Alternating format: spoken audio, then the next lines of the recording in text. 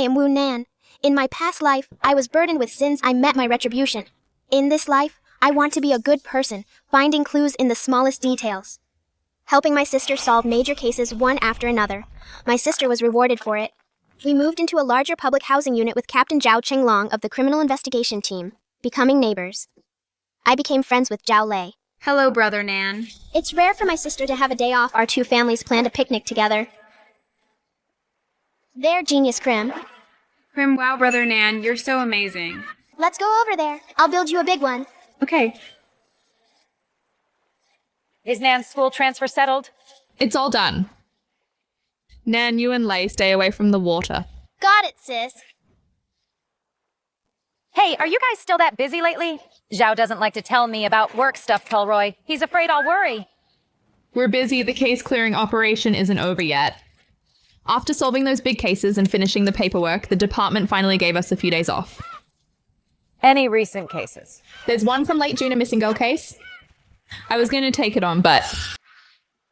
Sigh, Brother Nan, I think I dug something up. Oh. Missing. It's already August, still haven't found her.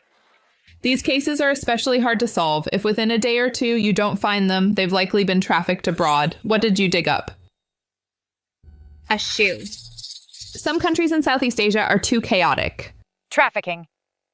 If the child can't be found, how heartbroken the parents must be. The local precinct and the district bureau have been investigating for a long time, but there are no clues. I can't pull it out, Brother Nan. Come help me. I'll do it. Okay. Min, with the charcoal is ready, what do you want to eat? There's more underneath. It's connected. Whoa, what is it?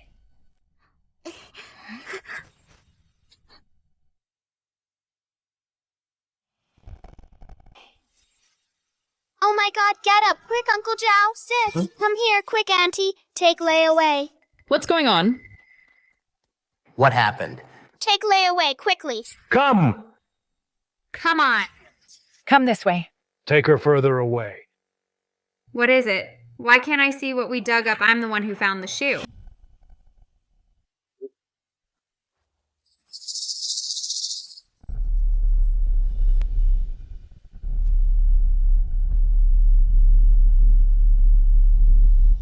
A body. Nan, you can't joke about this. Are you sure? I'm sure I smelled it and felt it. Min, take the kid and grab a taxi home. Okay? Nan, you shouldn't be here either. Sis, it's fine. Do I look scared?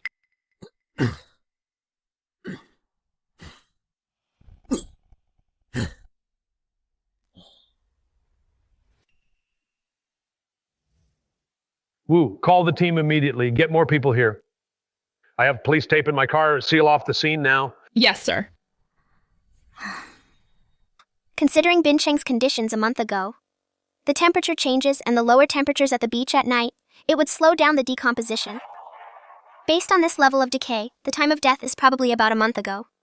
About that, we have to wait for the forensic team to do a further investigation. Hey, a month ago. A month ago, that's when Luo Shanshan went missing. Luo Shanshan, female afternoon of June 30th, went missing after school. According to the investigation, Luo Shanshan was staying at her aunt's house. Usually her parents would pick her up, but it was the start of summer break that day. Her parents, who work out of town, agreed to come pick her up themselves, but due to a major traffic jam near the school, they were half an hour late. The case was initially handled by the local precinct and transferred to the main bureau 2 days ago.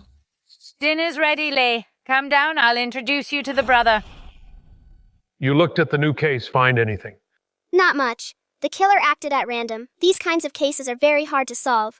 Yeah, tell me about it. A random act, nothing on surveillance, and no witnesses. A case like this, even a god couldn't solve it. The face is no longer recognizable. The shoes are different.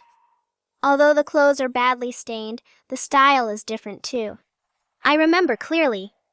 Before Luo Shanshan disappeared, she was wearing white sneakers and her school uniform, but this girl is wearing a dress and black leather shoes.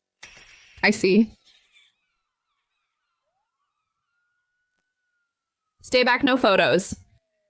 Hello, Director. Yes, it's a girl. There's a crowd, Sun Meng and the others are almost here, but we need more officers to maintain order. Nan, what are you doing? Don't touch that. Stop it right now. Don't move. Man, don't you dare. Don't touch that. Xiaonan, what are you doing? Aren't you afraid of catching something? I am. That's why I'm wearing 2 layers of gloves. See? Shonan, how can you just touch things like that? Why is there a child here? Is that a body in the bag? So many police officers, this might be a big case. Shonan, how can you just mess around? Oh, I only touched it a little bit just to confirm a theory. Still being stubborn. Confirming a theory, my foot. The medical examiner hasn't even done the autopsy yet. Like you'd understand any of that. Come wash your hands right now. Shonan, this part is not something you can be involved in. Go over there for now. Once the preliminary investigation is done, I'll let you see the files, okay? Fine. Found in the sandpit, it was likely left by the killer.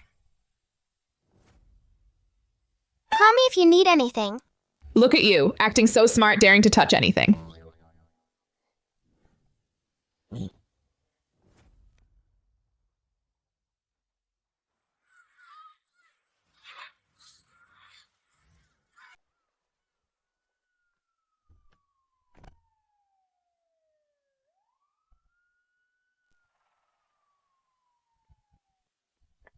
Commissioner! What's the situation? We still can't confirm the victim's identity yet. The killer was brutal. The body has decomposed to a certain extent, making it hard to use facial photos to confirm the identity after a detailed autopsy with the missing persons database for a DNA match. So many people. This is a public beach. It'll probably be in the papers tomorrow. We can't keep it quiet.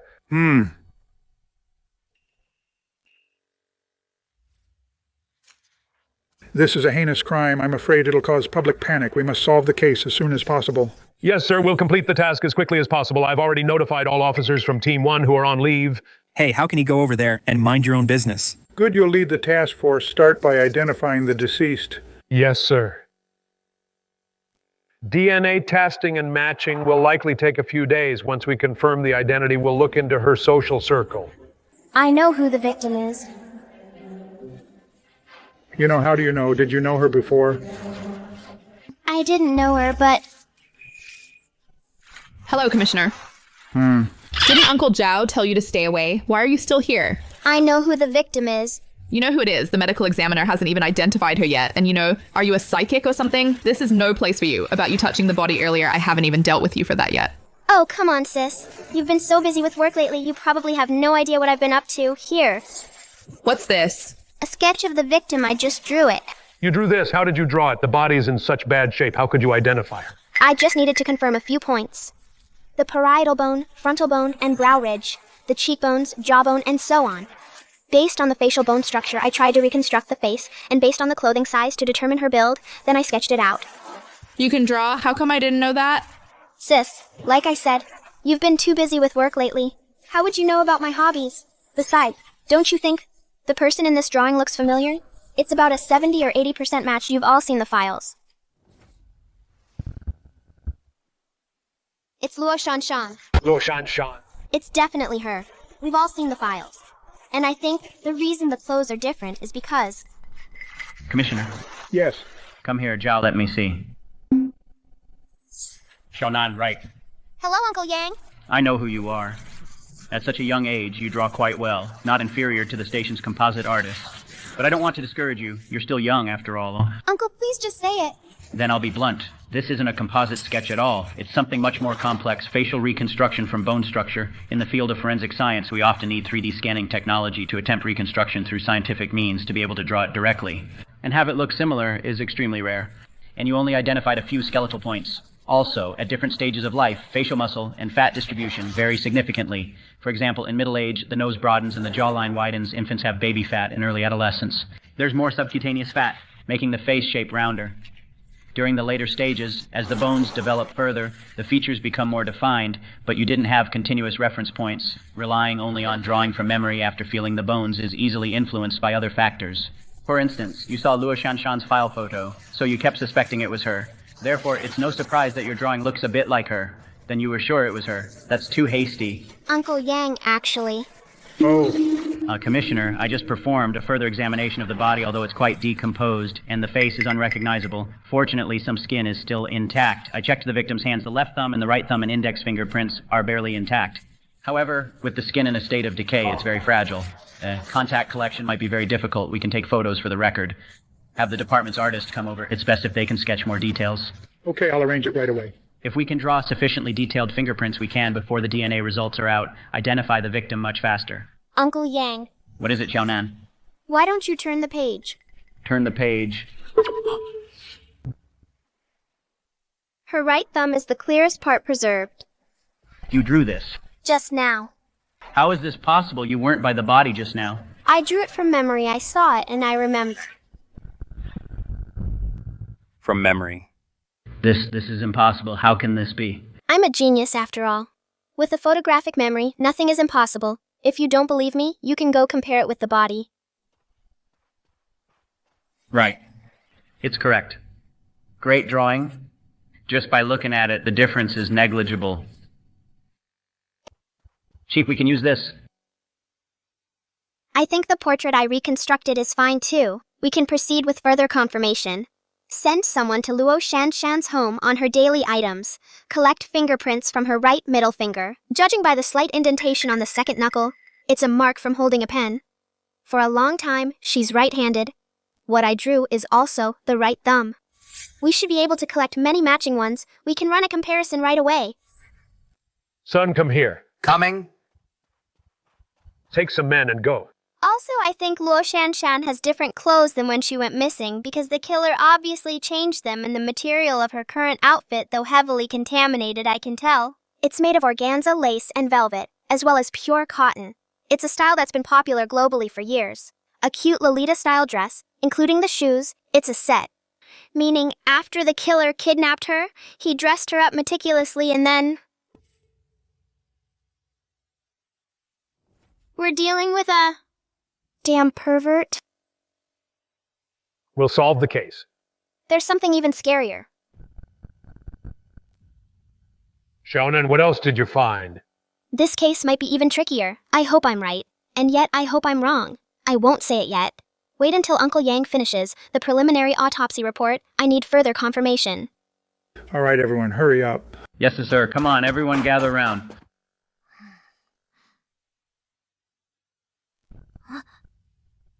No matter who you are, you're finished. Mark my words. Although the DNA results will take a few days to come out, but based on the reconstructed portrait and the fingerprint comparison, confirmed, and the fingerprint comparison can basically confirm the victim is the one missing from case 630, Luo Shanshan. Currently, besides expanding the search area of the missing zone, looking for witnesses and surveillance clues, we also need to... Thou.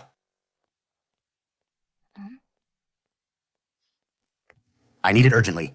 Yang gave me the preliminary autopsy report. The detailed one will take 5 more days.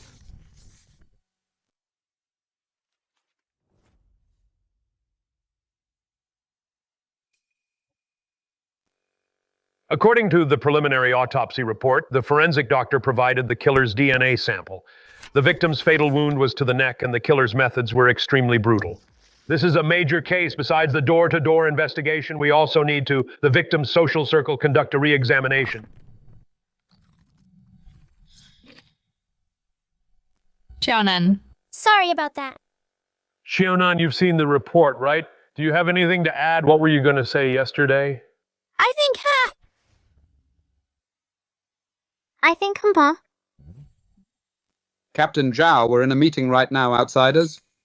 Should probably leave first. He's Wu Nan. I know who he is. I heard city leaders are meeting here, and even invited him to speak on stage at such a young age in criminal investigation and reasoning. He does have some skills. But a case like this, is it something he should be involved in? In what capacity is he participating? Is it appropriate? As for this case, the body was first. It actually was Wu Nan who found the body first.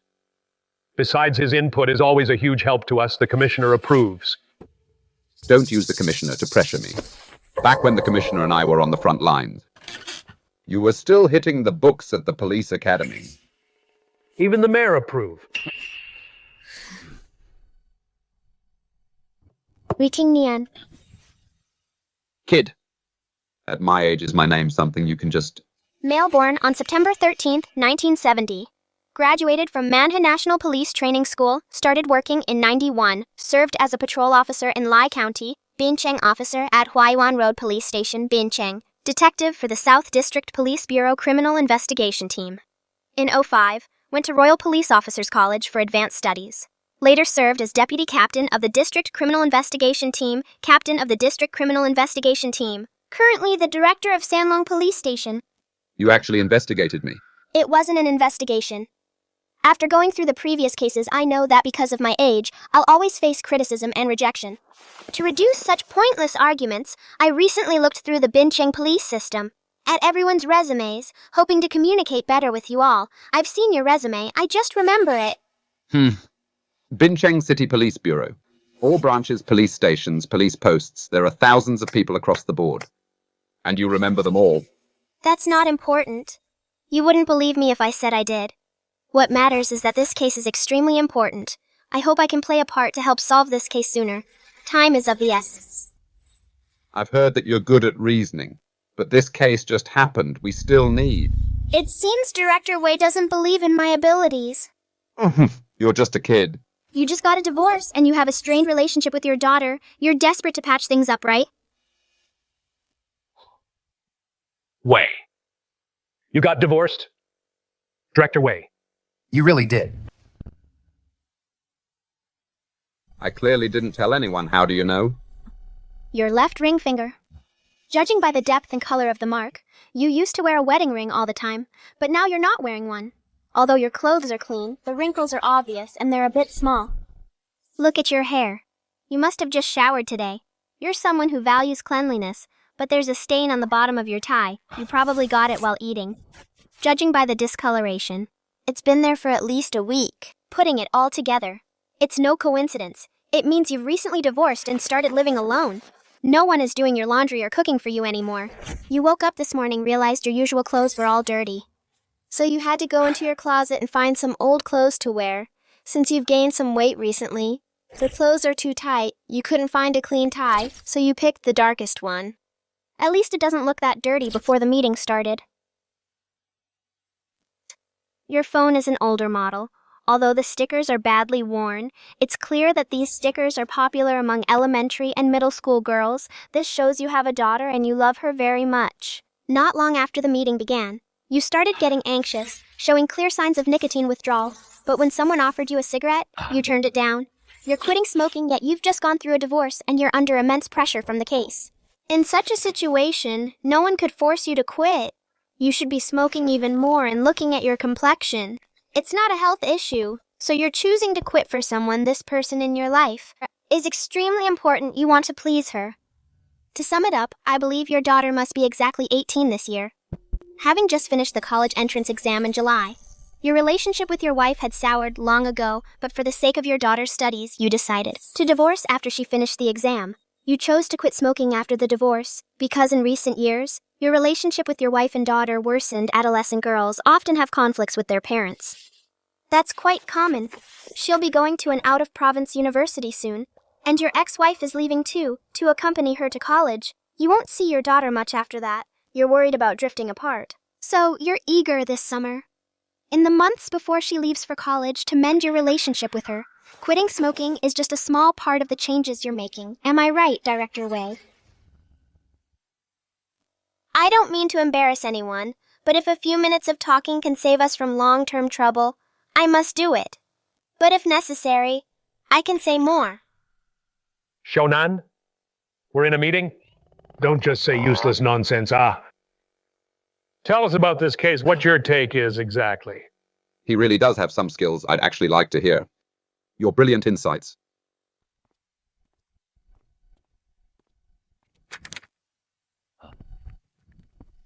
There are 2 points, but they are very important.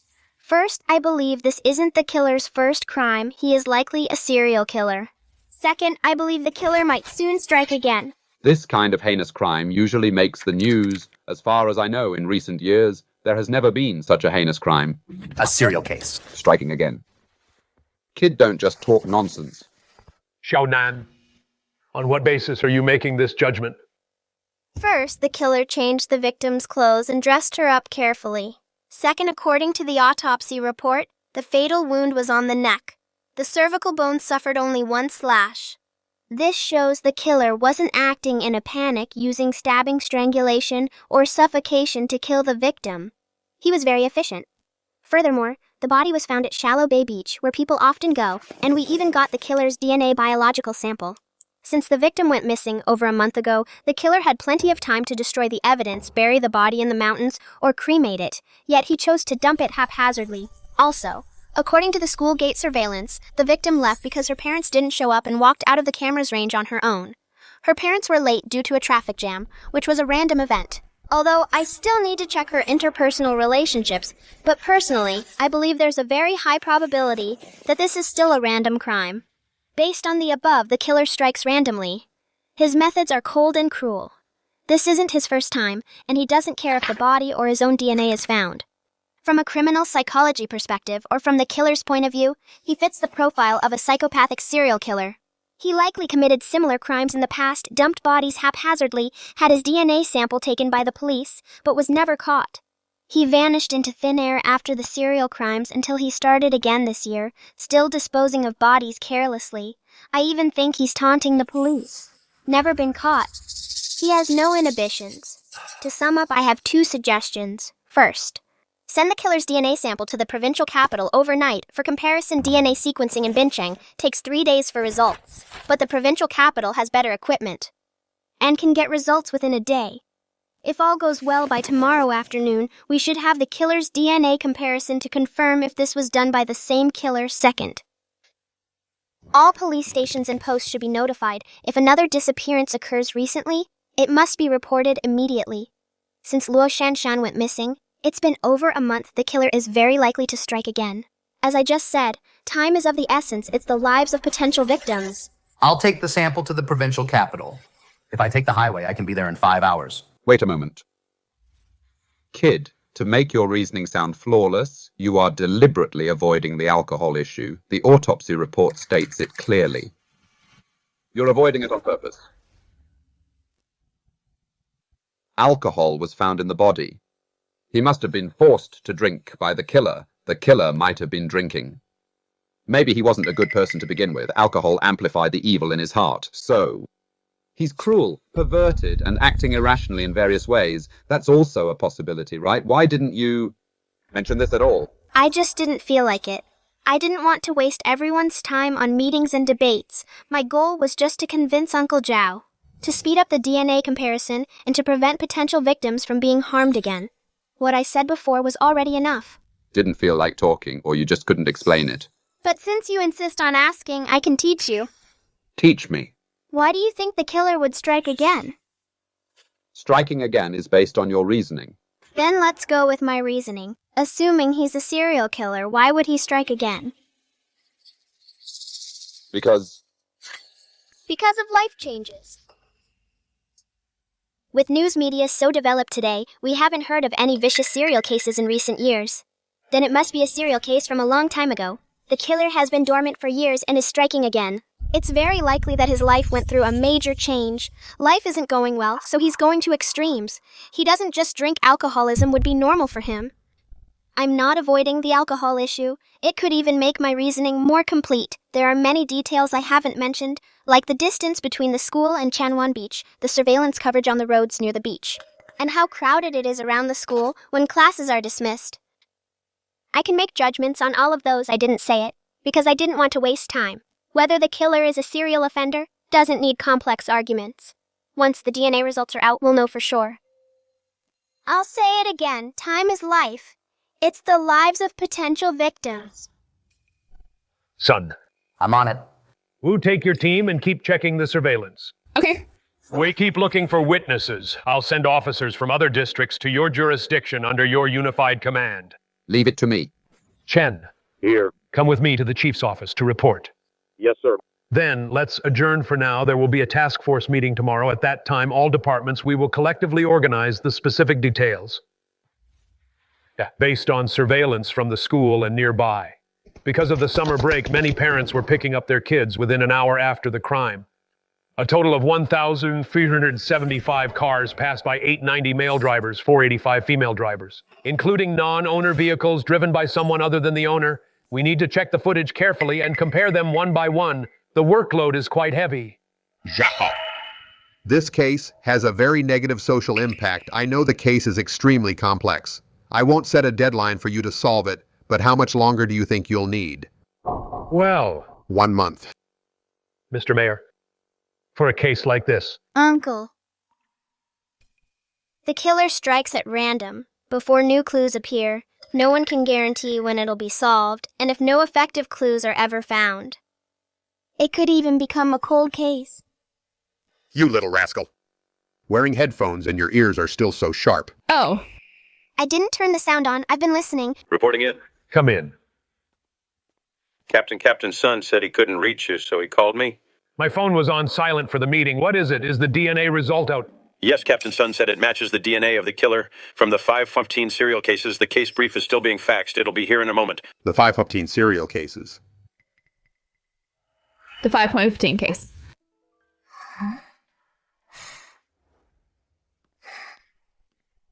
The Jincheng 515 serial cases. Oh, right. Captain's son mentioned several counties and cities, including Jincheng. 9, there were 9 before this. Xiaonan. 9 what? Before Luo Shanshan was murdered, there were 9 other victims. 9, how is that possible? Why have I never heard of it, Xiaonan? Don't start again. Xiaonan, do you know this case well? I only found out recently too.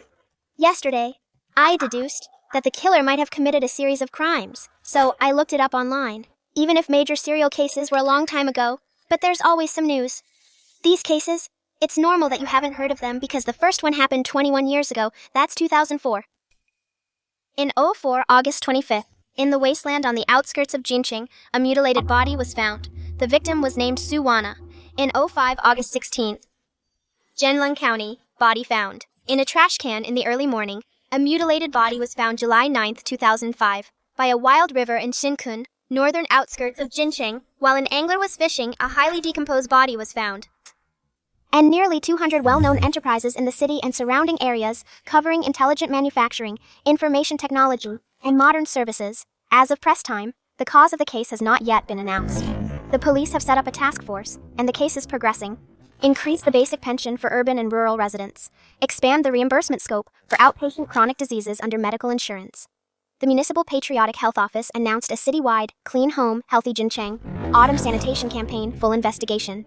Around 7 a.m. today, a vicious murder occurred in the urban-rural fringe of the city near the library renovation, starting from August to April 2004. 2007. In less than 3 years, the killer in surrounding villages and counties and Jincheng committed crimes frantically. 9 cases. In 6 of them, the killer's DNA samples were collected. The other 3 were linked through other clues, cross-referencing and deduced to be the work of the same killer. A major serial case, 9 cases. In 2005, May 15th, the Royal Police Headquarters merged the 9 cases and formed a new task force for supervision. Because the case was extremely complex, the killer remains at large. Details of the case could not be made public, following the principle of investigative confidentiality.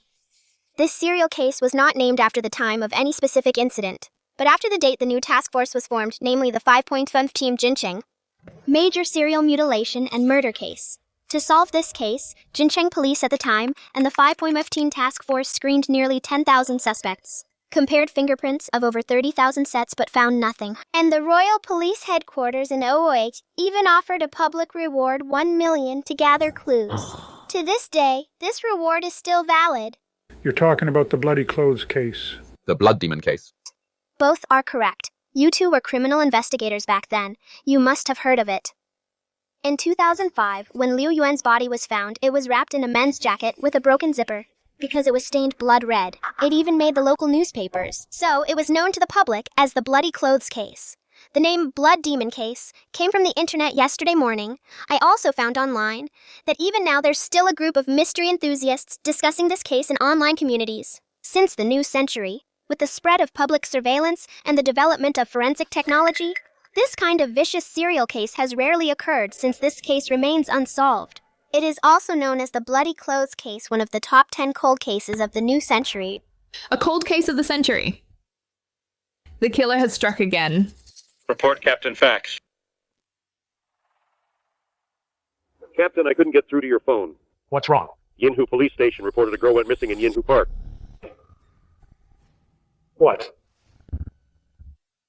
When did she go missing? 2 hours ago, Yanhu Police Station received the report. They went to look for her immediately, but they couldn't find her, so they reported it to us. 2 hours ago. Although I can't be certain whether it's trafficking, kidnapping, or the work of the serial killer. But even if it's the latter, based on his MO, she shouldn't have been harmed yet. There's still a chance. All right. The meeting is adjourned for now, Zhao Chenglong. Take your team and get on it now. Make sure you find this girl. Yes, sir. Xiaoli, Xiaohan, Xiaochen, follow me. Yes, sir. Hey, Uncle Zhao, I'm coming too. No, stay here. Then send me the surveillance footage. I'll use Uncle Sun's computer. Let's go. Officer, I just went to a stall to buy something. In just a split second, she was feeding pigeons right there. By the time I got back, she was gone. Don't worry, don't worry.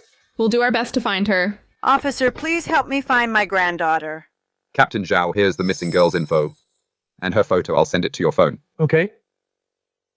Attention, all units right now, based on the info that will be sent to your phone shortly, go find her. Okay. Please take a rest first, huh? Hello, sir. Have you seen this girl? No. Okay, thanks. Hello, have you seen this girl? No. Have you seen this girl? No, I haven't. Have you seen this girl? No. Never seen her? No? No, I haven't.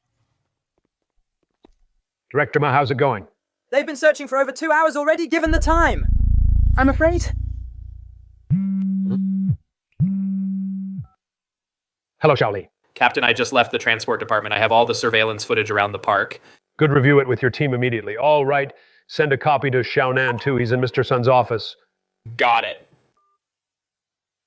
Captain Zhao, in this case, it's hard to find clues through surveillance. We must act now while it's still fresh. The park is full of people, their memories haven't faded yet. We might find a witness. This park has a total of 3 entrances and exits, besides the main south gate. There's the parking lot, entrance in the northeast corner, and a small gate on the southwest side. All 3 entrances have surveillance cameras. Also, around the perimeter, there are traffic cameras at the intersections inside besides the parking lot. There are over 20 cameras scattered around. That's quite a lot of cameras, but the park is too big and it's an open park. Plus, there are no fences around it. Instead, it's shielded by trees and hedges. If you want to enter or leave the park, you don't necessarily have to use the gates. Before you arrived, Captain Zhao, I've already scouted the area with my team. We found 7 paths in total, and the grass has been flattened. I specifically took some photos. Take a look. They were all made by local residents. Which means if someone took Panjing away, they could have completely avoided the cameras when leaving the park. Yes, and quite easily. Have you checked the park surveillance? I have found nothing.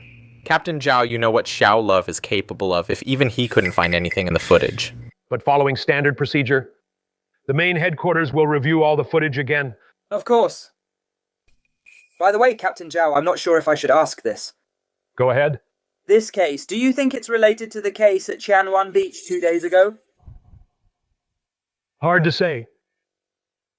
It's possible it could be a kidnapping and trafficking case, or it could be the same perpetrator, especially since the suspect chose to strike here and left no clues on camera. It shows he's very familiar with the surveillance timing here. In that Tianwan Beach case, when the victim disappeared, the killer avoided all surveillance as well.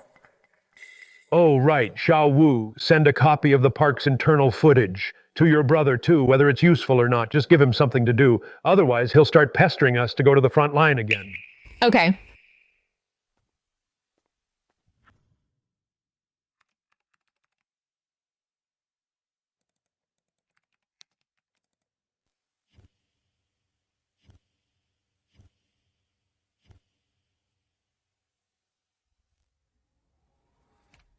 Found you. Path light. Man A50. That's right.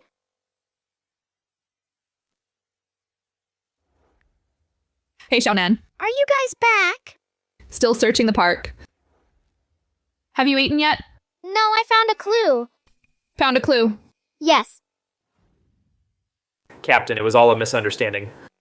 The person the witness saw wasn't Panjing. They just looked similar. The color of the top was the same. She was with her mother at the time. Confirmed they've already gone home.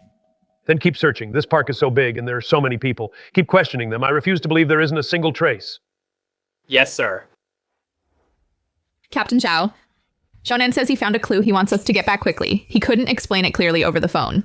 A clue? Where did he get a clue from? He says it's in the surveillance footage. Surveillance? He said. What did he say? He said we should wrap up immediately.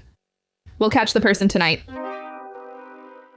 Surveillance. The park's surveillance. We already checked the monitor room. No footage of Panjing's disappearance was captured, including the parking lot. The cameras didn't catch Panjing or any other suspicious signs. Hey, Xiao Chen, how's the surveillance check on your end? Captain, nothing found yet. Okay, I got it. Xiao Wu, come back with me. Captain Zhao, are you really leaving? Yeah, why? Wu Nan is Xiao Wu's brother. Yes. Xiao Wu is currently our Bincheng Star Officer. Outsiders might not know about your brother, but within our department, most of us have heard something. Heard he's still just a child. That's right. Captain Zhao, can we speak in private? Sure. Captain Zhao, about the Shallow Bay beach case. The body was just discovered, and from what I know, the victim had been missing for a month. Now we have another disappearance here. Moreover, from the preliminary investigation, the suspect's method is extremely stealthy. It's very likely the same person as in the Shallow Bay beach case. I know that so. What I mean is our station's manpower is limited. If you call off the search now and pin all the hope of solving this on a child who claims to have a lead, isn't that a bit too reckless? And if we don't keep investigating after tonight, even if there were witnesses, their memories might become fuzzy. They won't be able to describe the suspect's face. Time is of the essence.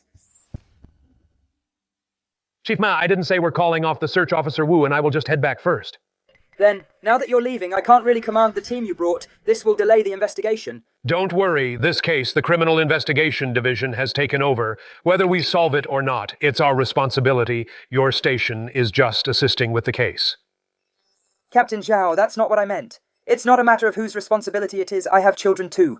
My youngest daughter is about the same age as Panjing. Well, let me be blunt. He's just a kid. Yeah, I heard he has some talent, but with just one phone call he can get you the captain of the CID to come over and even tell everyone to call it a day. This situation, I just don't understand it. Wu?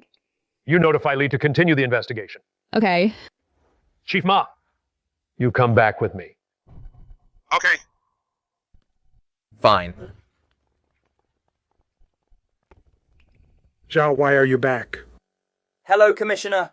Found the missing person. Not the one from the park yet. Then why are you back so soon? There's a lead. There were 2 witnesses, but it was a misunderstanding. They didn't see the missing person. But Wu Nan has a lead. He checked the surveillance. He said we'll make an arrest tonight. So where is he now? Sun Meng's office. Let's go. What are you standing there for?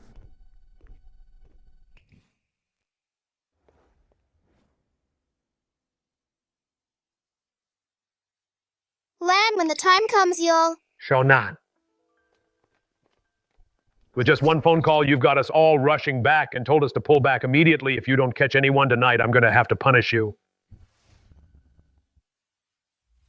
At my age, what can you even punish me with? Punish you.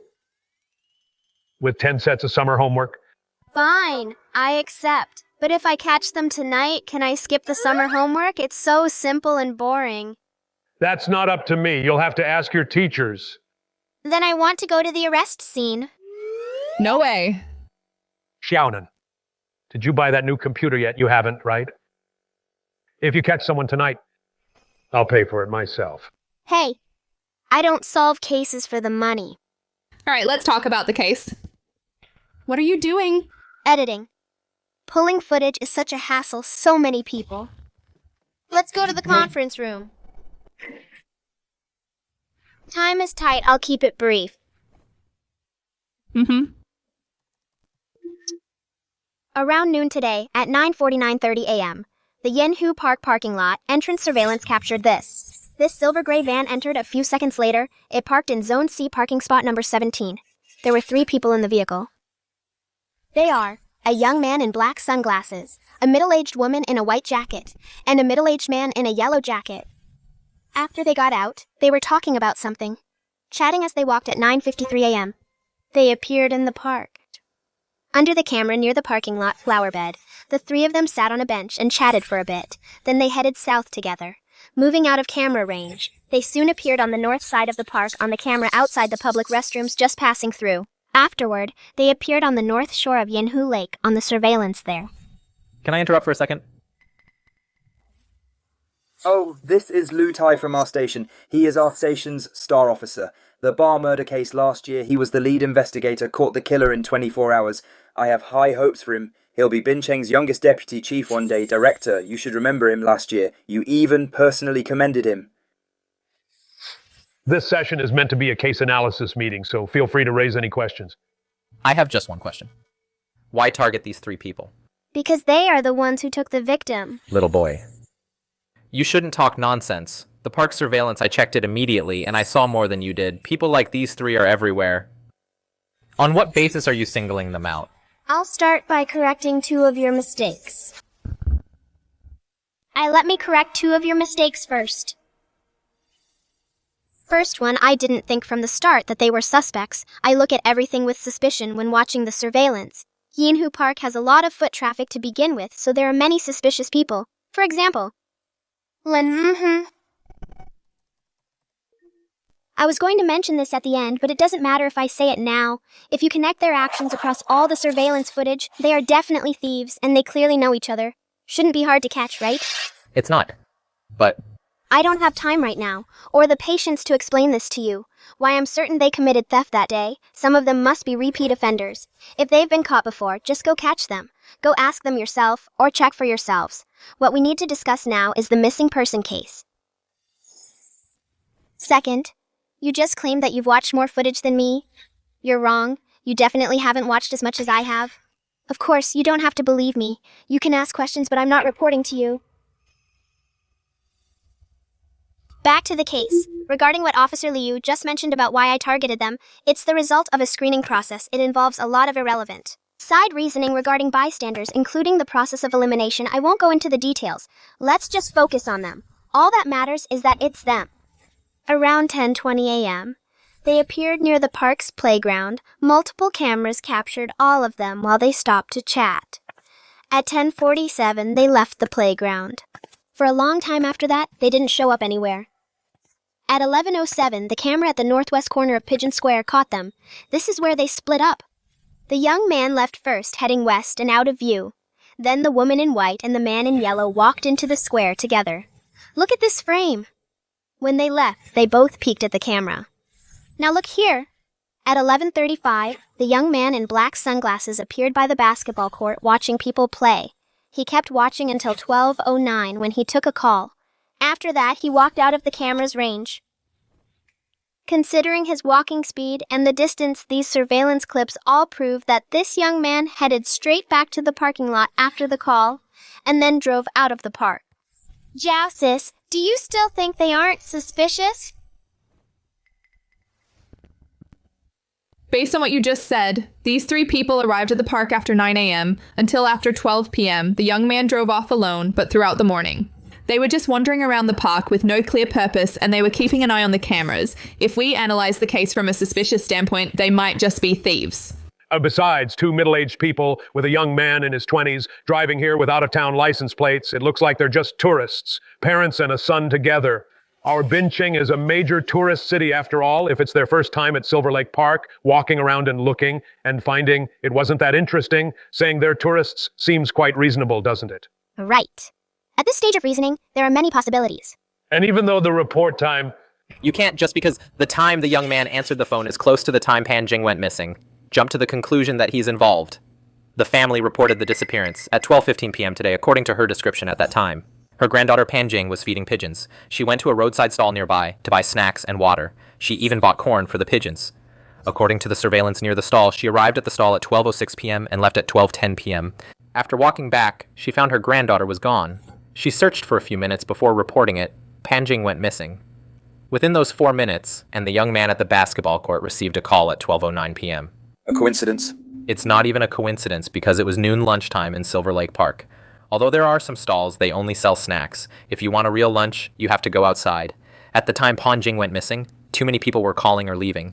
If wandering the park all morning, And leaving after a call at noon is the criteria to look for clues. Then for that kind of clue, I could find hundreds or even more. Plus, the parking lot entrance, including inside the parking lot, the surveillance has no blind spots. When the young man left, Panjing couldn't have been in the car. There's no way to get her into the car. You've actually helped me explain part of what I wanted to say. Are you finished? All your reasoning so far. Oh wait, it's not even reasoning, it lacks any logic. Just because they acted a bit suspicious between them and Panjing's disappearance, there is still no direct connection. You're done. You can sit down. I'll continue. Kid, you're wasting everyone's time. Officer Liu. At 11:00 a.m., the suspects appeared on the Pigeon Square surveillance. They and the missing person appeared on the same camera. How can you say there's no connection between them? Silver Lake Park only has 2 squares. One is Pigeon Square in the northwest. The other is Silver Lake Square in the southeast. For someone visiting Silver Lake Park for the first time, if they take a taxi and enter through the main gate, they will definitely pass Silver Lake Square. But if they drive and come out from the parking lot, they usually pass Pigeon Square. There's also an artificial lake nearby. The captive black swans often draw a crowd throughout the entire morning, the number of people appearing in the same frame, as the missing person is not in the thousands, but at least in the hundreds. Is this how you look for direct evidence? Then what about that young man? Why did he drive away alone, leaving that middle-aged couple behind? How do you explain that? There are too many possibilities. Their relationship could be parents and child. Maybe the parents live in their hometown and the child works elsewhere, coming back for a visit, taking their parents for a walk in the park, then leaving at noon for something urgent, or perhaps he didn't want to eat with his parents, and went out with friends instead. There are countless possibilities. Furthermore, they might not even be relatives. They could just be acquaintances getting a ride, or he hadn't been here in a long time and wanted to look around. Besides, there are many out-of-town plates in Bincheng now. You just said it yourself. There are countless possibilities. Then isn't what my brother said also a possibility? That's completely illogical. Do you solve cases by guessing Officer Wu Shenyan? Officer Liu. Sis, leave him to me. Don't you worry about it.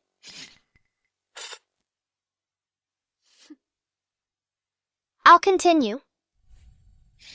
I know you're not convinced a star officer so young with a bright future. You're very proud, aren't you? I'm certainly not as young as you. Especially since you watched the park surveillance first, claiming to have seen a lot, but you didn't notice the obvious problem. Well, I'm just a kid and I say I saw it. And my initial deduction didn't seem that impressive, so you're not convinced, right? I don't want to get worked up over a child. This is a case. Time is life, I like that saying, so I'm going to give you a chance, and for your own sake, don't interrupt me again. I'll ask you a question. If you can answer it, I'll leave right now to do my 10 summer homework books and you can take over. But if you can't answer it, please just shut up, okay? Ask away. The question is simple. After the young man drove away, did he ever come back? If he did, at what time and on which camera did he appear?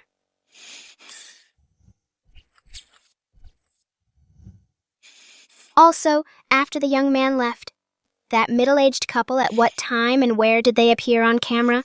Did they ever leave the park? And how did they leave? Come on. Answer me. I can tell you're someone who focuses on concrete evidence and values logic. You don't make wild guesses, so what time? What location? Who appeared on which surveillance camera? Can't you remember? Is your memory fuzzy? Or is it not in your memory? Not sure. I don't remember. Then shut up. Stop interrupting me so easily. You remember. Of course. Even if you remember, I watched the footage at 12:30 p.m. From then until now, it's already been several hours. You just watched it this afternoon. And you arbitrarily singled out these 3 people directly as suspects. You even went as far as to clip their footage. Of course you'd remember. That's no special skill. Then do you think is there a possibility? What? They weren't there.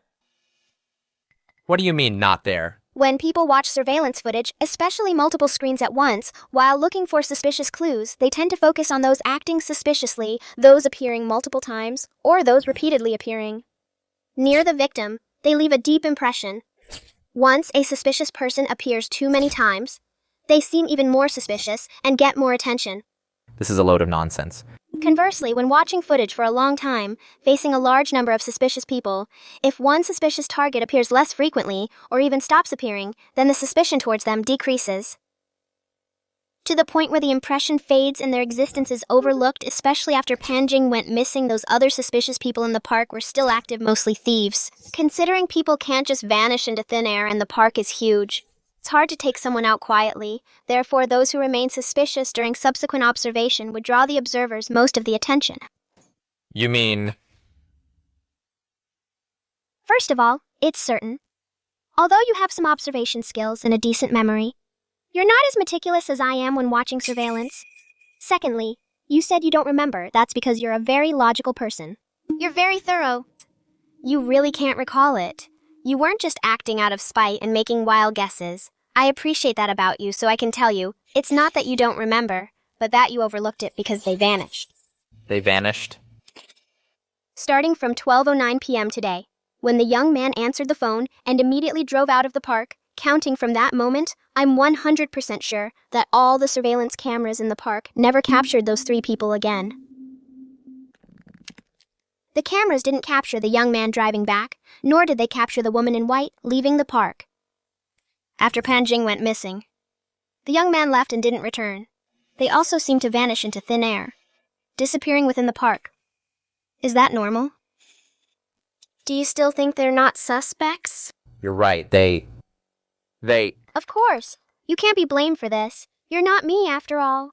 Yinhu Park has thousands of visitors every day, thousands of figures appearing repeatedly across dozens of cameras. The difficulty of such a search, and those 3 people's behavior all morning wasn't conspicuous. If you don't look at them specifically, they're just ordinary tourists. You wouldn't have noticed them from the start, so naturally, you wouldn't know that they vanished afterwards. No.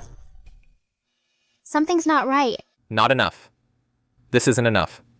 There are still too many possibilities. If the reasoning only goes this far, it's not enough to prove that they are the kidnappers. There are other possibilities, and you say we'll definitely catch someone tonight. You're just talking big and taking a gamble. You're bluffing. You're taking a gamble. We can track the owner through the license plate. We can definitely make an arrest tonight, since there are suspicious points. We definitely need to question them. This is part of the investigation, but we might catch the wrong person. First of all, the biggest suspicion regarding their movements is the subsequent whereabouts of the middle-aged couple. According to the surveillance footage, after they entered the park, they kept stopping and starting. They seemed very observant if they were tourists visiting this park for the first time. Then, the couple's subsequent disappearance makes no sense at all. They aren't familiar with the park. Throughout the morning, they were constantly caught on camera. Afterwards, how could they just happen to avoid all surveillance and leave the park even if they stayed to keep sightseeing? They should still frequently appear on other cameras. How could they just vanish? Conversely, if they were already familiar with the park, knew where the cameras were, and the side paths in the park, then their behavior all morning becomes even more suspicious. What were they looking for? Of course, there are indeed many other possibilities. For example, the couple might be locals who know the park well, while the young man is an outsider. They were stopping and starting. We don't know what was said. But actually, they were showing the young man around. But the young man wasn't very interested. He watched some basketball for a bit, then left for an appointment. And since the couple are locals, they could have left via a side path. They could also be a gang of thieves. Or maybe they are just a very ordinary family of 3. Since they know it so well, there's not much to look at. Just taking a casual stroll, talking about things unrelated to the park. It just looks a bit strange. So you're gambling that they are... This is what you found. Of course I'm not gambling. But they've already left. What else do you have to say? Because of you, I've wasted a lot of time. I have to go to the traffic department later. Let me get straight to the point. This is an aerial view of Yinhu Park.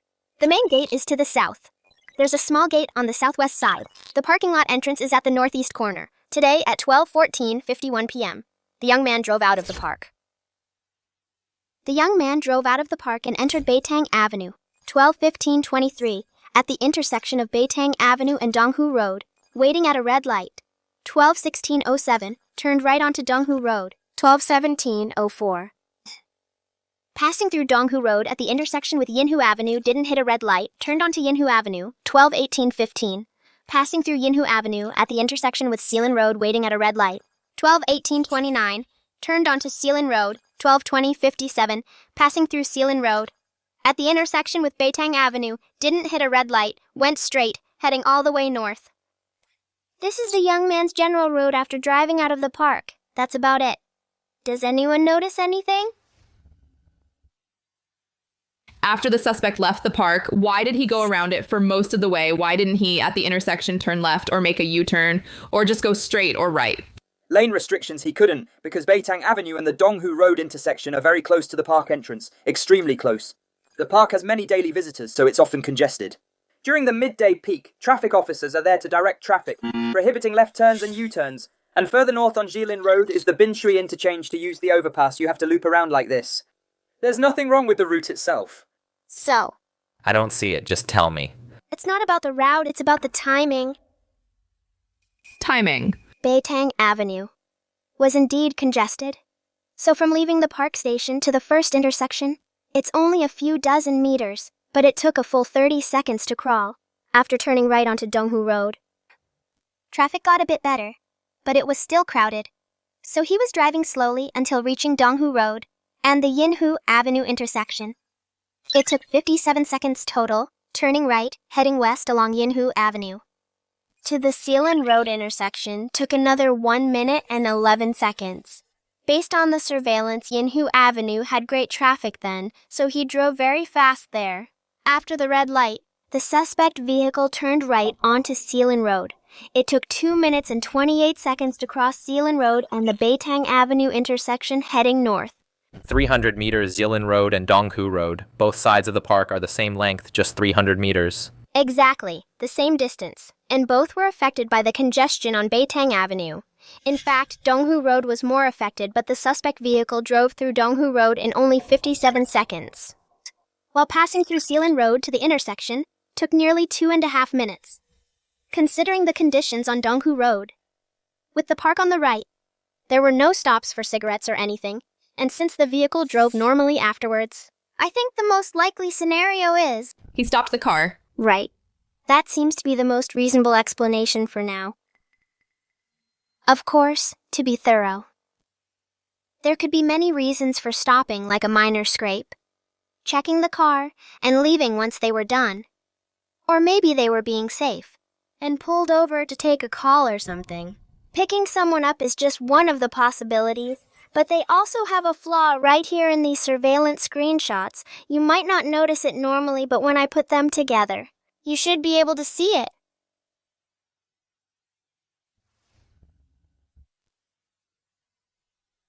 The fourth photo. There's something white under the windshield. What is that? Traffic surveillance. The storage capacity is huge to begin with. The resolution is limited. If you zoom in, it's hard to see what it is. It's clothes. Clothes. Bunched up clothes. The clothes that middle-aged woman was wearing, it's made of a polyester material, sun protection clothing. It's very light and thin. It's very small when bunched up. It's the middle-aged woman's, the one she wore when entering the park. While she was wandering around, she took the clothes off and draped them over her arm. Then she put them back on later and about 10 odd minutes before the young man received the call. This middle-aged woman last appeared on surveillance. She was still wearing these clothes. The young man returned to the parking lot, passing through several places along the way. He didn't have the clothes in his hand. That is to say, there's no way the young man, on the way back to the parking lot, in some surveillance blind spot, took the clothes from the middle-aged woman to help her carry them. Looking at it all, there's only one possibility left. He stopped at Zealand Road and met with the middle-aged woman. Now look at these pictures for comparison. Due to the lighting, some frames are relatively clear, and in the clear frames, the van has a black interior. But in the screenshot of the last intersection, because of the glare on the windshield, the passenger seat is unclear, but look closely, you can see a hint of brown. Underneath, that middle-aged woman was wearing brown clothes. She's in the car. All this proves the middle-aged woman didn't just meet with the young man. She also got in the car, and I believe that middle-aged man should also be in the car, just in the back where the camera can't see him. There are more deductive details. For example, why the middle-aged woman is in the front. The white sun protection clothing would be tossed on the dashboard. I could go on, but simply put, based on the deduction so far, I'm at least 60% sure the missing Pan Jing is also in the car, being watched by the middle-aged man in the back, and she's semi-conscious. Let's make the arrest, Captain Zhao, director. With so many suspicious points, there's no such thing as that many coincidences. It's likely them.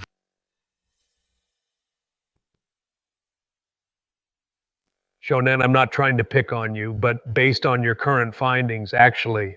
Uncle Zhao, just say what's on your mind. It doesn't really seem like you. Huh, how so? What's wrong with the reasoning? The reasoning is fine. Your observation and information processing skills are incredible. That's your style. But you've always been very rigorous. For example, in the 713 case, even when you had narrowed the suspects down to a very small group, even to just 2 people, you still raised the issue of water consumption after confirming that we finally made the arrest.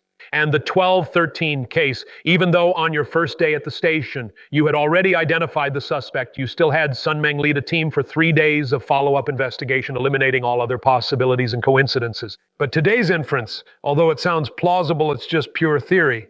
Not only is there no direct evidence, there isn't even supporting evidence. And you said earlier we could make an arrest tonight. Since you're so confident, but all you gave was pure theory, does that sound like you? Reasoning just needs to be enough. I've watched it over and over. All the surveillance footage, unless the real kidnapper never appeared on camera at all. Otherwise, it must be them. I've ruled out everyone else. Since Pan Jing, before she disappeared, was on camera. Most of the time, if the kidnapper wanted to notice her, follow her, and wait for a chance to strike, it's impossible they never appeared. In any surveillance footage, therefore, that unless doesn't hold up, it's them. Wu Nan, with my 20 years of experience as a detective and having handled hundreds of cases, in reality, there are quite a few coincidences in this world. Take your inference, for example. I could also find a reasonable explanation for why they aren't the kidnappers.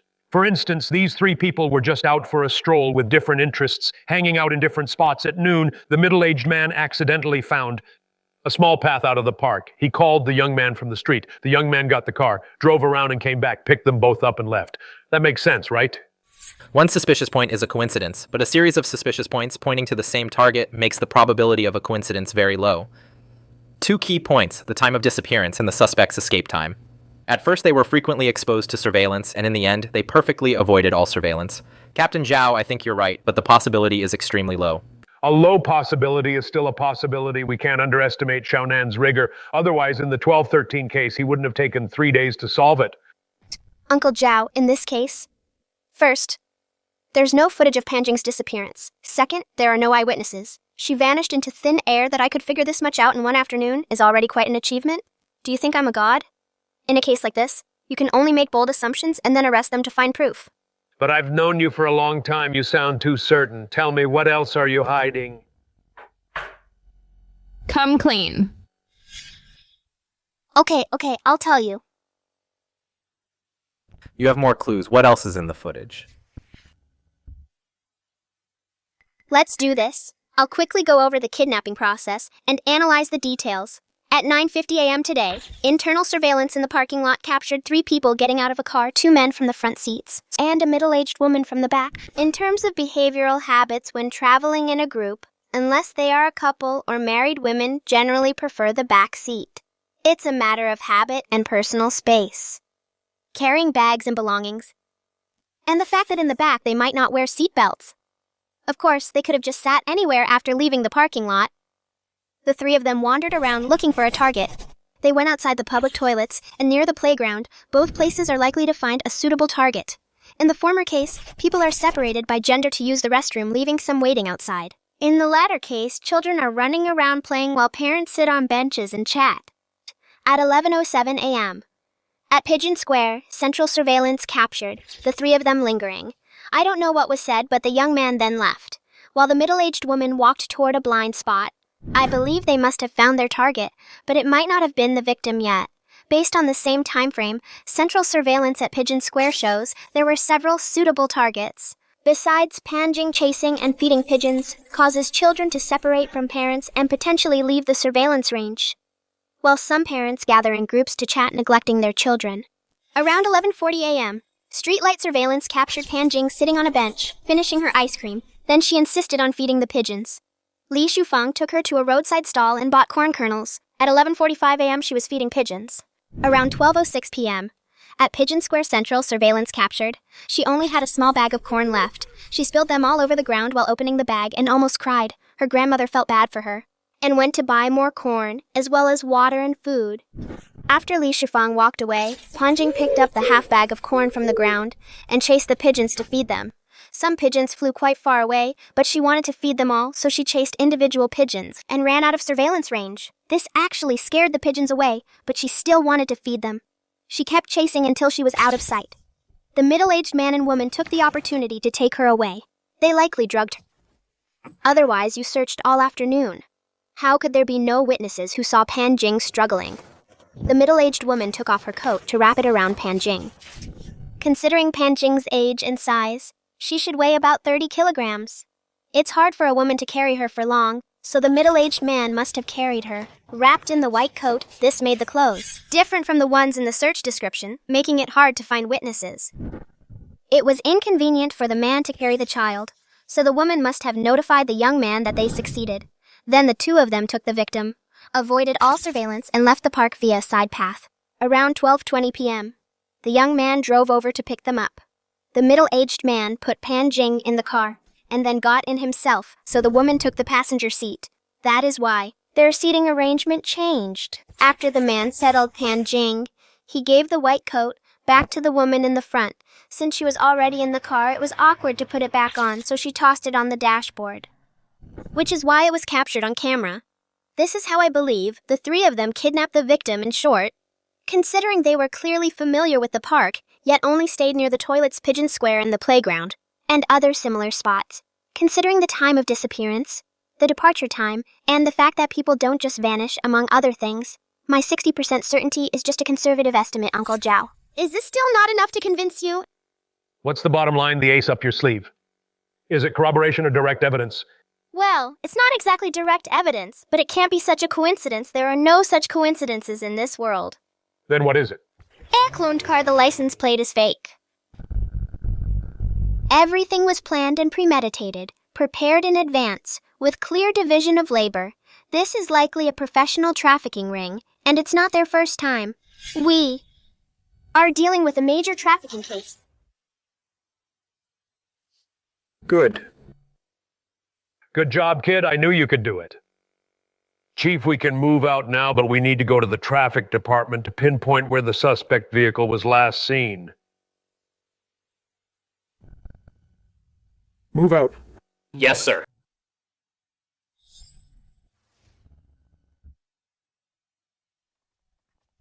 Hey, Uncle Zhao, wait for me. My brilliant genius of a little brother. Can you tell your sister, how did you know the suspect's vehicle had cloned plates? Do you have connections at the traffic department? Well, you see. Wu Nan, recently I've been reviewing some old cases. I suddenly realized, did you check Wang Shengli's house's water usage in advance? As expected of Uncle Zhao. How did you check it? Online. Of course, I hacked into the water supply system to verify the information. Wu Nan. Well, I have my own ways. Wu Nan, how many times have I told you? How can you still do this? You even dared to hack the traffic department's system. Couldn't you just call me? Is it because I can't check it for you or Uncle Zhao can't check for you? Oh, hacking is just a piece of cake. Calling is such a hassle. A piece of cake, huh? Are you planning to be a hacker when you grow up? I won't be able to protect you, and neither will Uncle Zhao. Uncle Zhao, look at her. All right, Xiao Wu, it was all for the case. Wu Nan did it to solve the case. Special circumstances call for special measures. We're in a hurry, let's go.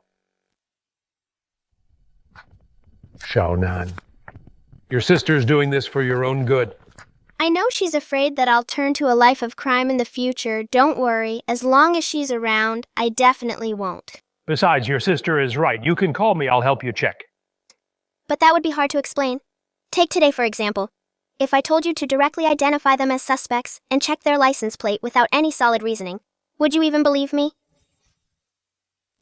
Tell you what, in the future, just tell me, I'll believe you first. Fine then. You said it.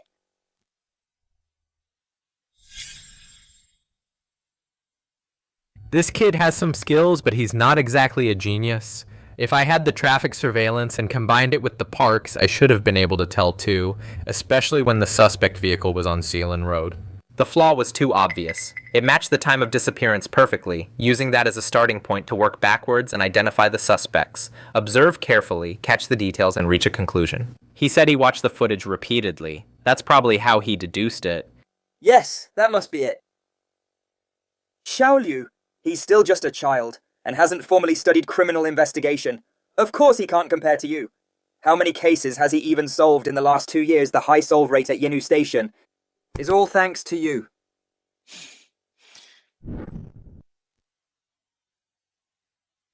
Little brother, with all these monitors, can you even keep up? Why don't you step aside? Let me handle this. You're still young. Don't strain your eyes too much, even with those glasses on. Mind your own business. Fine. Then let's bet on something. Bet on what? Let's bet on which of us will be the first to find the suspect vehicle in the footage at its last known location if I find it first. Give me your sister's phone number. My sister is a real fighter. Aren't you afraid she'll beat you to death? Are you in or not? I would never use my sister's private information to make a bet with anyone, but since I won't lose, it doesn't really matter. You're young, but you talk big. What if I win? Up to you. I won't make it hard for you. Just call me bro. From now on, you can only call me bro. Calling you little brother feels weird. Sure you won't win anyway. Captain Zhao, we're ready. Good. Nan, you can start. Roger that. Start. 2x speed.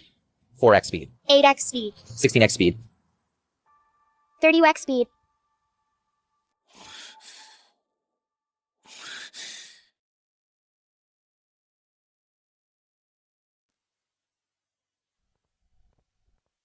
Who is this kid? Why is he watching with us?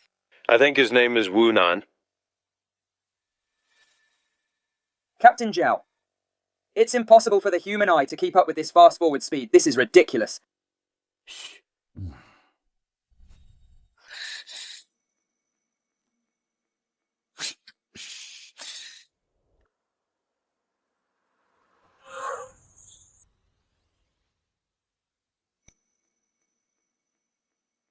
Impossible. He can still see clearly. Can you get Guangping Road, he can still see clearly. This is impossible. No one can keep up with this, Wu Nan. You're doing this on purpose, aren't you? Speed is my limit. You intentionally bumped it up to 32x speed. Just so I can't see clearly. You couldn't possibly see clearly either. But you're afraid I'll win, so you're using these tricks. You want both of us, but you want both of us to fail to find where the person is, right? This behavior of yours is delaying the investigation. Do you know that time is life? By wasting time like this, you're putting lives at risk. Do you understand?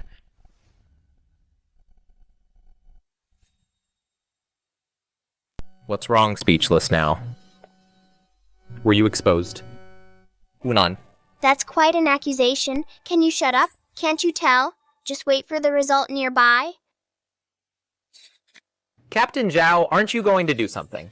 Captain Zhao, letting him hog the big screen and continue pretending to watch is completely pointless. It's wasting everyone's time. Oh well, it's a pity the traffic guardian system hasn't been popularized in our country yet. Only the capital and Bayal and a few key cities have it. Otherwise, the footage would be clearer, and we could lock on in real time with license plate tracking. No need for manual screening. Look, Captain Zhao, I think we should bring more people in. Rewind the surveillance footage to when the suspect vehicle left the park. Let's have more people re-examine it.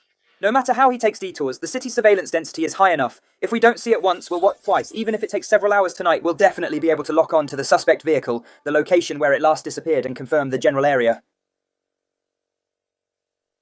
Can you even see clearly at the speed? Yeah. As for this kid, his earlier contributions are worth acknowledging. Come over here, he hasn't wasted too much time anyway. Just let him go back. We can't let him keep messing around like this. I'll give you the answer in 3 minutes. Fine 3 minutes? Hey, this isn't right. The time on this footage, it's almost 3 p.m. The suspect vehicle left the park just after 12 p.m. Even if they were driving in circles, they wouldn't be driving for 3 hours. That would only expose them. They should have reached their destination long ago. So what are you pretending to look for in the later footage? 64x speed.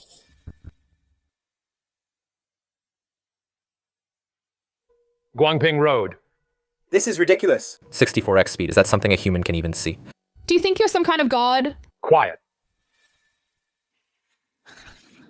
Let's see if you really are a god. Captain Zhao, if you keep being so headstrong. Even if this kid hasn't wasted much time if word gets out. It won't be good for your reputation.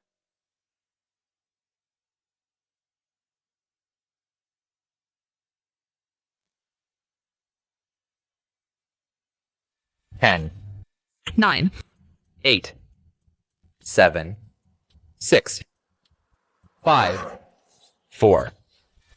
3, 2, 1. Time's up. Time's up, kid. Are you gonna keep messing around? You can stop now. Do you really think you're some kind of god? Pull up 12:34 p.m. West City Elevated Exit Surveillance. 12:39 p.m. Wanan Road intersection with Hui Kang Road. 12:49 p.m. Belahui Plaza Surveillance. 12:51 p.m. Yuhua Road intersection with Shanghai Avenue.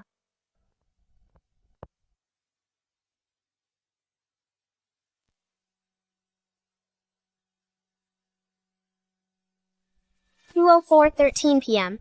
Yonghong Road intersection with Fuhui Street. Suspect vehicle turns right. After 30 meters, turns right again, enters Jiang Community. From 1200 to 2 p.m. For over 2 hours. For one of those hours, the suspect vehicle was driving in circles and it stopped several times to take dirt roads, but it always reappears, frequently appearing in various surveillance cameras. I believe this is a habitual behavior rather than an intentional planned detour. That is to say, every time they successfully kidnap someone during the evacuation, they do this, and Jiang Community is their final hideout. That doesn't seem right since it was until 2 p.m. Then after that, what were you pretending to look at? I don't know if you're playing smart or if you're actually stupid. What else could I be looking at?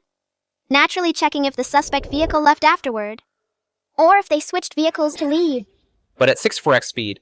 The suspect vehicle's final location, I confirmed it at 32x speed. At 64x speed, it skips a minute at a time. Even if the traffic cameras have a long range, it's very likely to completely miss the suspect vehicle's movement.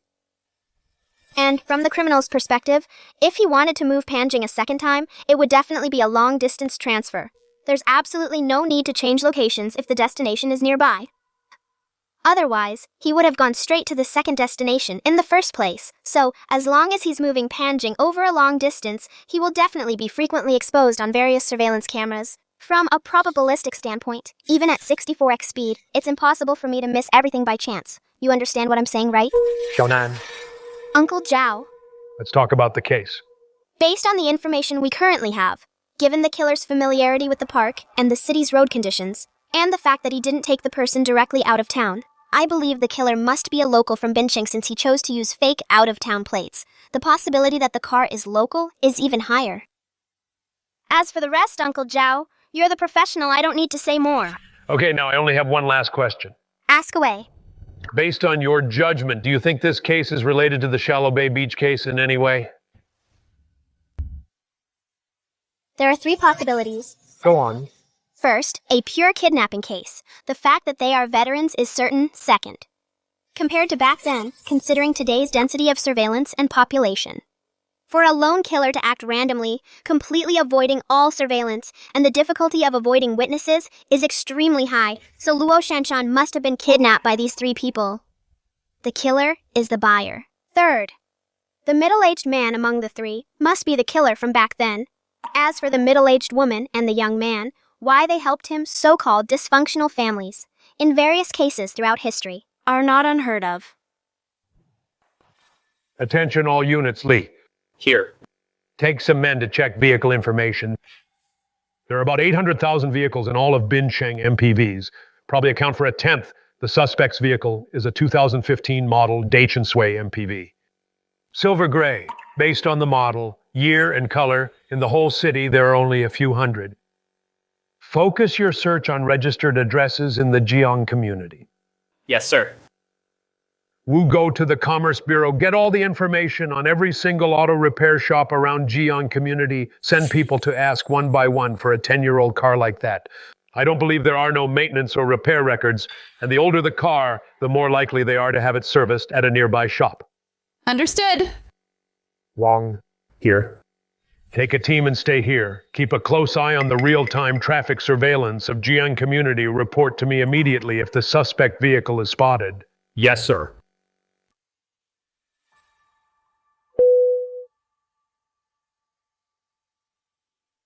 Hey, son, are you off the highway? I am. That's perfect. Listen, call, and arrange some backup right away. Get a few cars to Jiang community immediately. Use plain clothes. Head there first. I'll send you the stakeout info later. There's still time. Don't worry. Okay. Hello, Director Zhu? Here's the thing, I need a favor. Help me find someone.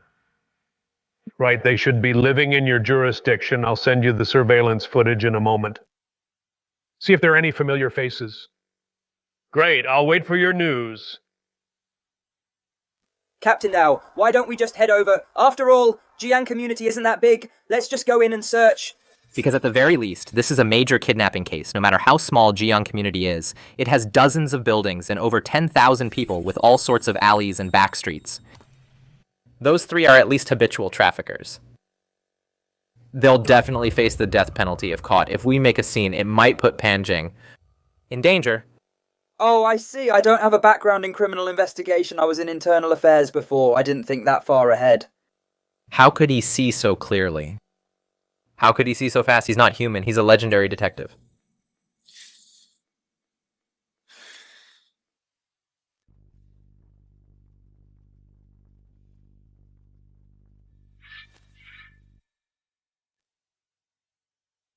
Captain, I found it. Same brand, year, and color registered in Jiang community. There are 3 of them. Here is the owner information. They're all middle-aged men. Captain, there is a repair shop on Yonghong Road. They sent some information saying that last month they repaired a vehicle. It's the same car model as the suspects. Since it had out-of-town plates, he remembers it very well. The person who brought the car in was a masked young man. But the registered vehicle information does not match the suspect's vehicle. The license plate is wrong. I suspect it's a cloned plate, different from the one used this month. The registered phone number I checked it to, it belonged to a deceased elderly person. I suspect it was also obtained through illegal channels, but the repair shop's surveillance only saves for 7 days. We can't get the footage of the car being dropped off or picked up. Also, they used cash for the transaction, no bank card or online transfer information. Okay.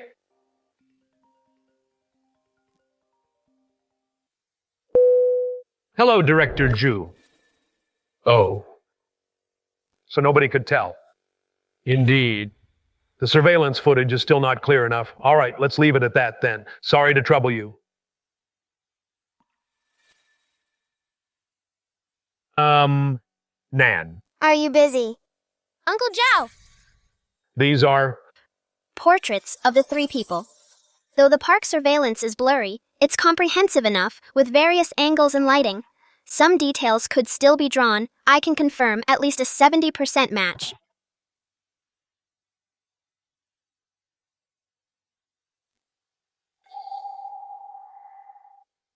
This is him. Cao Feiqiang Mao, 49 years old, information on 3 properties, including Jiang Community, number 171-1, Wenshui Lane. It's a 2-story building. At the same address, there is also business registration information. It's a paint shop. That woman in white is his wife, Ma Qiujuan. She's the one in the household registry, but there's no link, that young man. That's enough. The missing person should be there. Move out. Yes, sir. He hasn't called back yet. When are we sending it over? Not yet. What's the rush?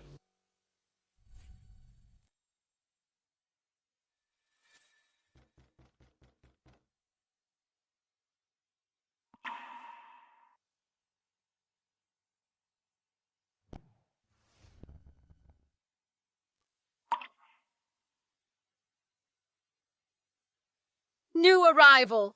It's a little beggar. He just delivered himself right to our door. We're meant to strike it rich.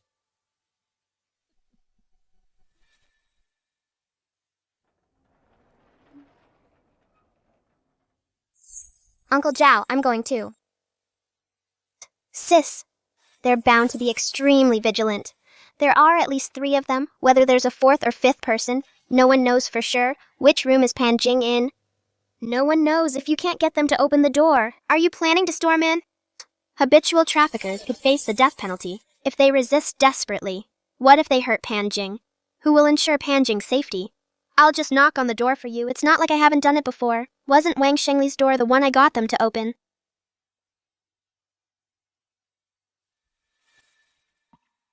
Please have a heart. Have pity on me. Oh, how pitiful are you all alone. My grandma is rummaging through the trash for scraps to sell for money. There's an adult with him. 3 people are at the door. The lights are off on the 2nd floor. Probably no one is there. SWAT team, take note. Prepare to climb over from next door. Try to sneak into the 2nd floor. Copy that. Please, I'm so hungry. Go away, go beg somewhere else. What's the rush? He's quite pitiful all by himself. Water, I want some water. You want some water? Come on in, it's windy outside. Wait a minute. What's wrong, Captain Zhao? Wu Nan, why aren't you following the plan? What are you doing going in? Get out now. They're human traffickers. Get out now. Captain? Wu, don't worry yet. We have to trust Xiao Nan. He wouldn't do it without a reason. Stay hidden. Zhao, why did Xiao Nan go inside? According to the original plan, Xiao Nan was just supposed to knock on the door, and then we, through the pinhole camera, would check the situation inside. Xiao Nan was going to say that his grandma was with him and knew he was knocking. That would keep him safe. According to the plan, entering the house wasn't part of it. This kid. All right. Don't you worry. Either trust him, he'll look after his own safety. He probably went in to pinpoint the exact location of the victim.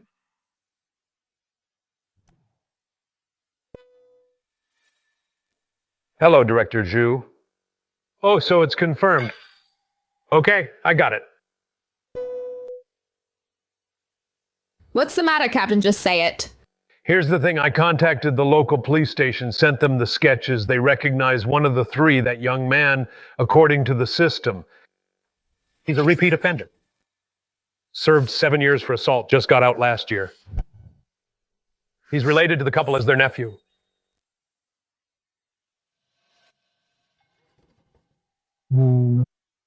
We have to trust Xiaonan completely. I trust him. He can get out on his own.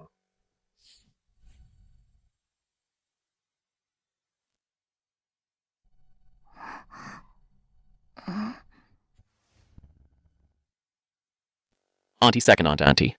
Why did you let him in? There's an adult outside. We shouldn't touch him. Yeah, honey. We're not clean ourselves if this kid suddenly goes missing. Even if his grandma is confused, once the police search our place, we'll be in big trouble.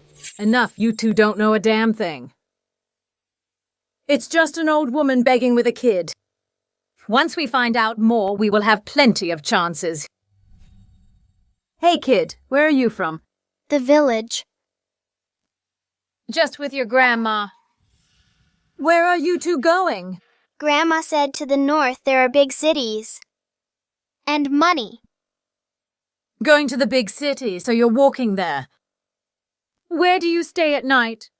Bridge. Under the bridge. Maybe we'll have a chance tonight. Little boy, that bridge tunnel you stay in, do you remember where it is?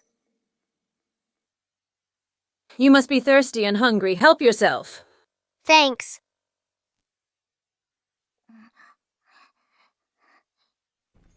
My money. Little boy, no one's going to steal your money. Don't worry. In the seams.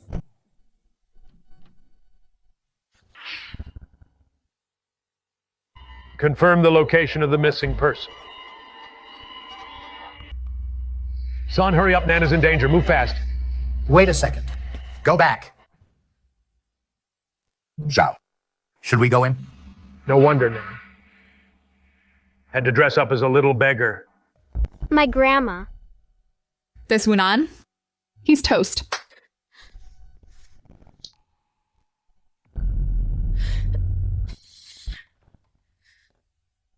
Her? Did she make a mistake? Yeah, how do you know? I'm being bad. Usually. My grandma treats me like this too.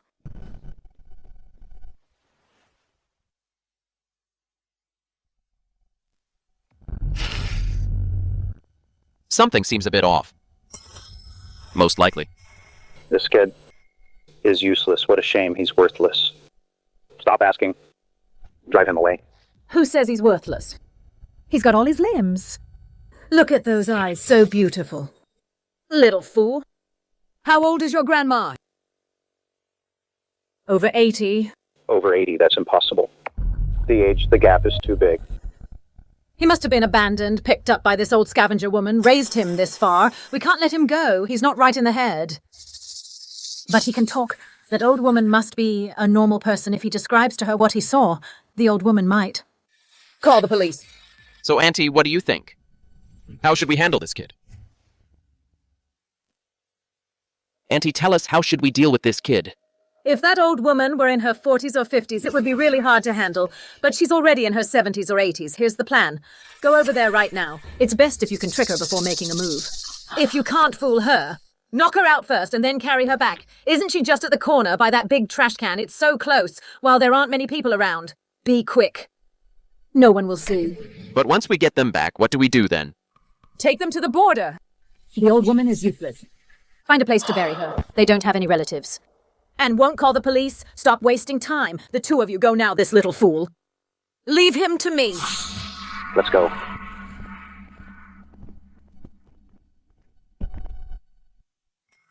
Why is he out? Why is he coming toward us?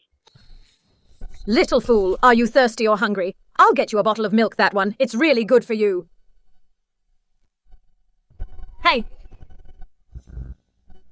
Hey, little fool. What are you doing? Why are you going inside? Open the door. Little kid, Auntie isn't a bad person. Auntie brought you lots of delicious food. Open the door quickly. Move out!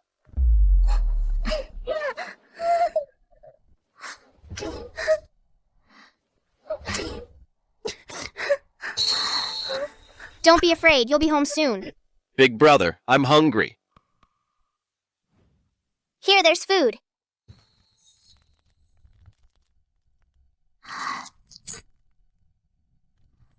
Don't be afraid. Don't be afraid, it's okay now.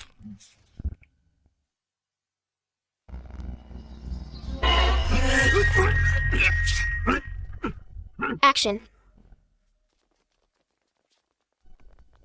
Open the door. Stop messing around. Auntie was wrong. I shouldn't have called you. A little dummy, you hung 100 waterproof color. Easy coat, you're all back so soon. This kid, you guys. Freeze, police. Hands behind your head, get down. Stay put. Open the door, Wu Nan. Sis, where's Uncle Zhao? Uncle Zhao will be here shortly. Open the door. Wu Nan. Open this door, I promise I won't hit you. Be a good boy.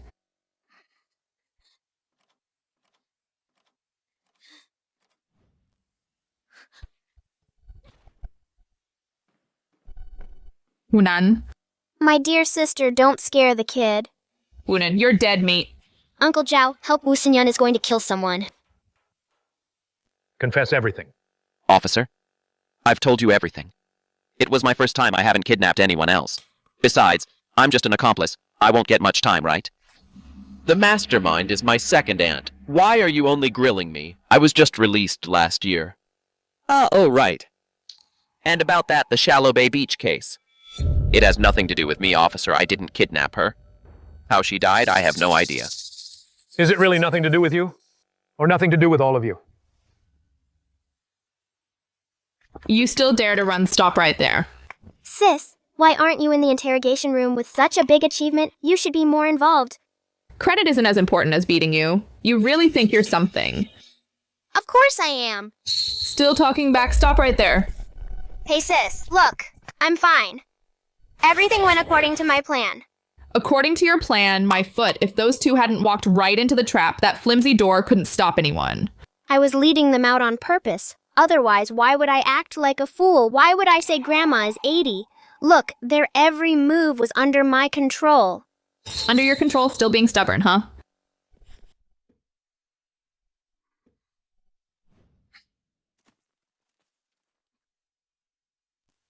Love ya. Who taught you that? When did you learn to do that? Sis, I've been practicing in secret. I used to have quite the skills. You're too young to have a back in the day. So you've practiced? Right, all right then, your sister happens to have some skills too. Let's see what you've got. Wait. Sis, you're just bullying me now. You're a national champion. I'm just a kid. How can I compete with you? I thought you weren't afraid of anything.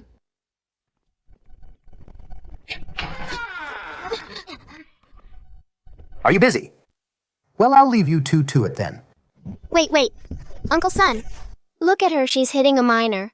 Aren't you going to stop her, arrest her? Officer Wu, I have to tell you something. This is a police station. Captain Sun, he has no sense of danger. Save the scolding for when you're home. Yes, sir. Wu Nan. I'll deal with you when we get home. Oh, sis. All right, that's enough. Let's get down to business.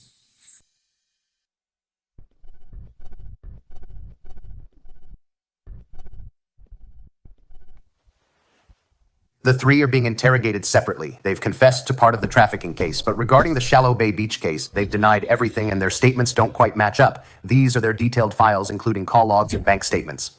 Uncle Sun showed them to me. You can see them whenever you want. Shonan, at this point, do you still think those three are connected to Luo Shanshan? I think there's not much of a connection. We'll know once we take a look. Ma Ji, male 26 years old from Bincheng. Ma Quzhuan, female 50 years old from Bincheng. Cao Feiqiang, male 49 years old from Mexian. Captain Sun, are these all the files? That's all for now. The rest will take time to investigate. Come here. Captain Sun, the medical report is out. Everything is fine. Her family has arrived. It's the big brother, Grandma. This big brother saved me. Thank you, little hero. Thank you, little hero. Grandma, please don't do that. Thank you, officer. The child was lost under my care. If she hadn't been found, I wouldn't know how to go on. Thank you. Ma'am, please, don't be like this. It's just our job. Please, stay calm. At your age, you should take care of yourself, Xiaolan. Here's the situation. The medical checkup is done. Everything looks good. She's just a bit shaken up. She'll be fine after a few days of rest. Now you and Xiaolan just need to give a statement. And sign some papers, then you can go home. It'll only take half an hour. Thank you so much. Thank you. You're welcome.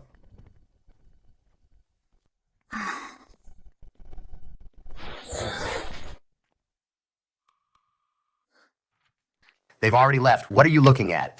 They found their daughter. They're so happy. Of course they are. But Luo Shanshan will never come back. And the victims of case 5159 lives lost. It's been 20 years. I wonder if their families have moved on yet.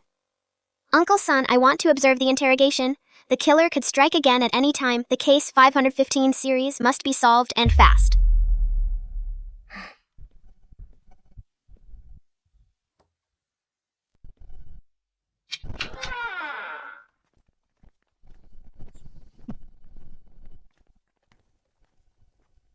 Director Ma, what brings you here?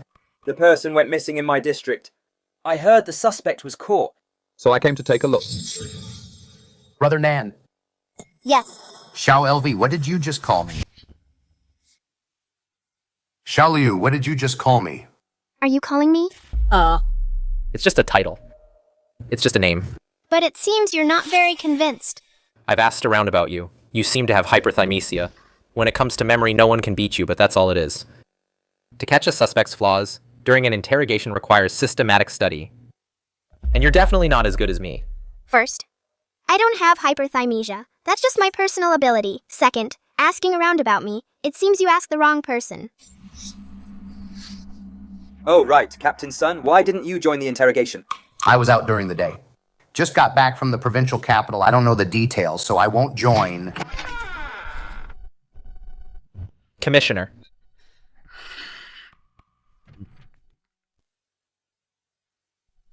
How's the interrogation going? No confession yet. We've done one session. Captain Zhao interrogated her personally. She's being very dishonest. It's obvious. She's deliberately hiding some very important things. Even her whereabouts on June 30th are vague. She's given 3 different versions. If it's really a major trafficking case involving an international trafficking ring, we might need 1 or 2 months to conduct a supplementary investigation.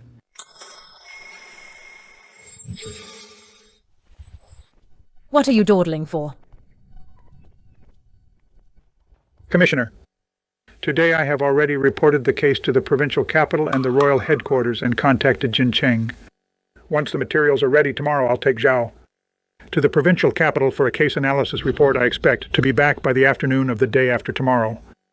Until then, the task force will be your responsibility for now. The people from Jincheng will arrive the day after tomorrow. You need to handle the reception well. Yes, sir. And another thing, Zhao. Before the new year, will be promoted to deputy director and will oversee criminal investigation work. He can't always be on the front line. In terms of seniority and ability, Chin has retired due to illness. The position of chief captain is definitely yours. Son, keep your temper in check from now on. Yes, sir. You're still sitting here. If I really told you what the evidence is, it would be too late for you. You said it yourself earlier. You remembered you returned to Bincheng on July 2nd. Did you take the highway or the local roads? The highway. Then why does your linked ETC have no payment records? I paid in cash, officer. Paid in what cash? ETC deducts payment automatically. I might have remembered wrong. That day we took the local roads.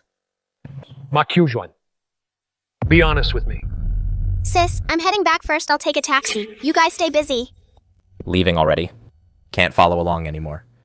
Giving up. 1931. Interrogation requires professional skills. It's okay if you don't understand. As for her, it's unrelated to the Shallow Bay Beach case. Why should I keep watching? Unrelated. You're asserting it's unrelated already. These three suspects are clearly suspicious. Their statements are inconsistent. Anyone with a bit of common sense in interrogation could see it. They are hiding a great deal. You... Of course they're hiding a great deal. Wu Nan, did you find something? It's not exactly a discovery. It's just that the trafficking case is bigger than we thought.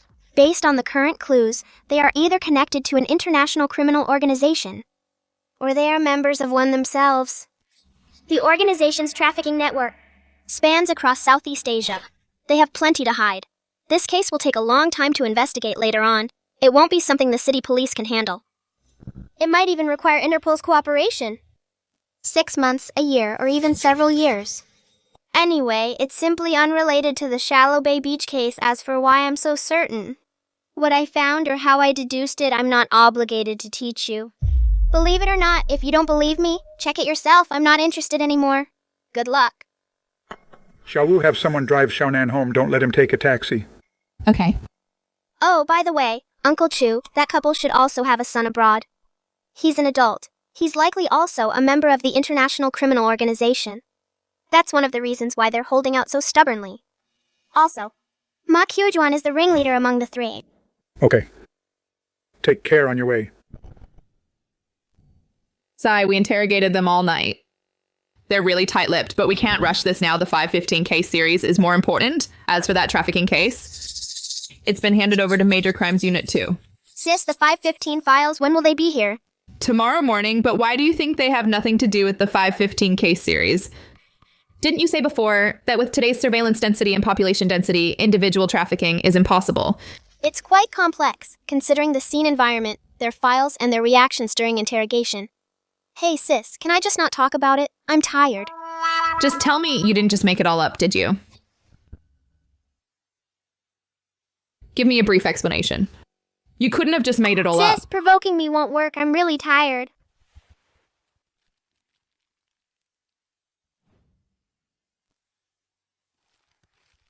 Alright then.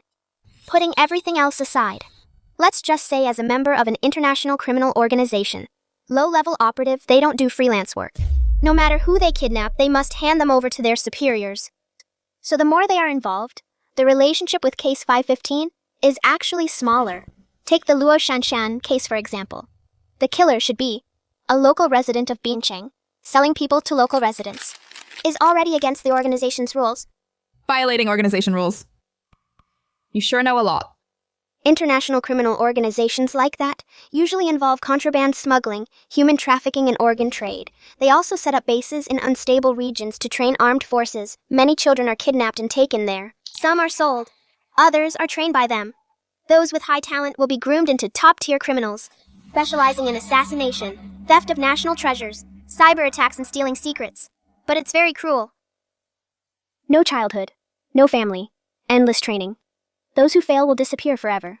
Those who survive to adulthood will also lose their humanity. You make it sound so far-fetched. Like it's out of a movie. Where did you learn this? From the internet. Okay. Enough of your nonsense. I need to take a nap. I have to do some door-to-door investigations this afternoon. Hey sis, I have a question. Shoot! Since I fell into the water, do you think I've developed some special constitution? You really have changed a lot. Oh, that's not what I meant. I mean, on the 10th day after I fell into the water, a murder happened right next door. Although the case is solved, a few days later we went to the beach and I dug up a body again. Your name is Wu Nan, not Conan. Stop overthinking it. I'm going to sleep, so go play by yourself.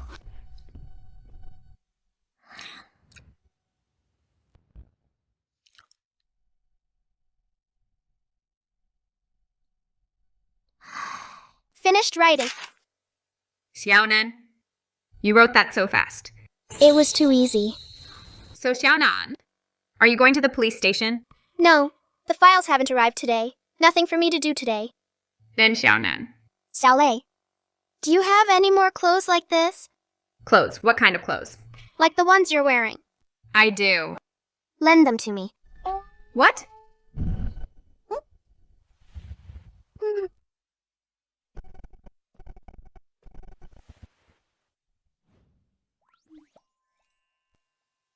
Huh. Hello, everyone. I'm Wu Xiaonan.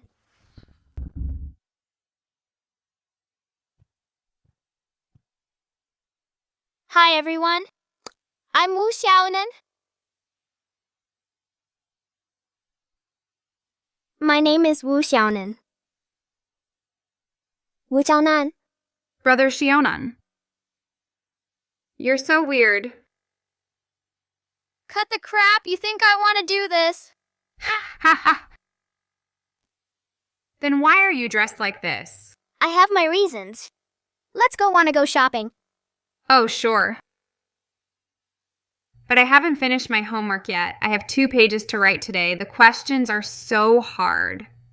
Oh, don't worry. It's so simple. I'll teach you when we get back. Let's go.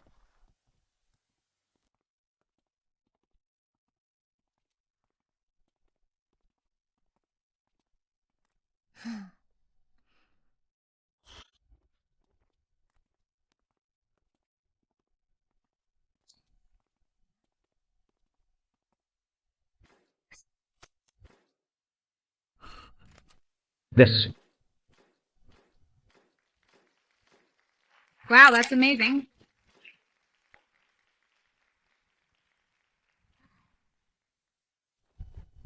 Impressive, don't come back again. Thanks, Brother Xiaonan, brother.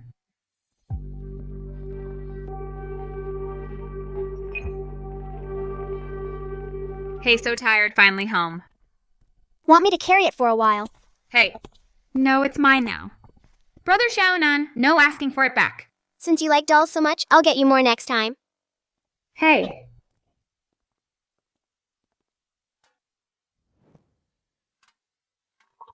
Wow. Stop wowing already! Are you a frog? Frogs go ribbit, not wow. There's a type of frog in Africa. Its call sounds just like wow. Wow, Brother Xiaonan has even been to Africa. Way more than just Africa. Oh, it's Dad's car. Dad, look at the big doll. Oh, whose doll is this? It's so pretty. Is this your classmate? This is Xiao Cough Cough.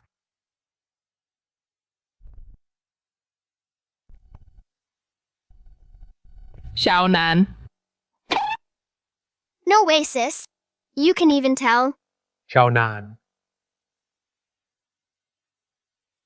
I'm your own sister. How could I not recognize you? But our family has pretty good genes. You look quite good dressed as a girl. Where did you two go?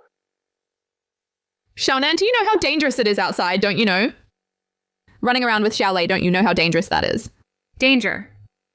You all keep saying it's dangerous. Brother Xiaonan said so too. He even reminded me to stay where there's surveillance. That way we'll be protected. We could have gone to so many more places. But Brother Xiaonan wouldn't let me go there. Xiaolei, go home first. Go home and wait for Dad, okay?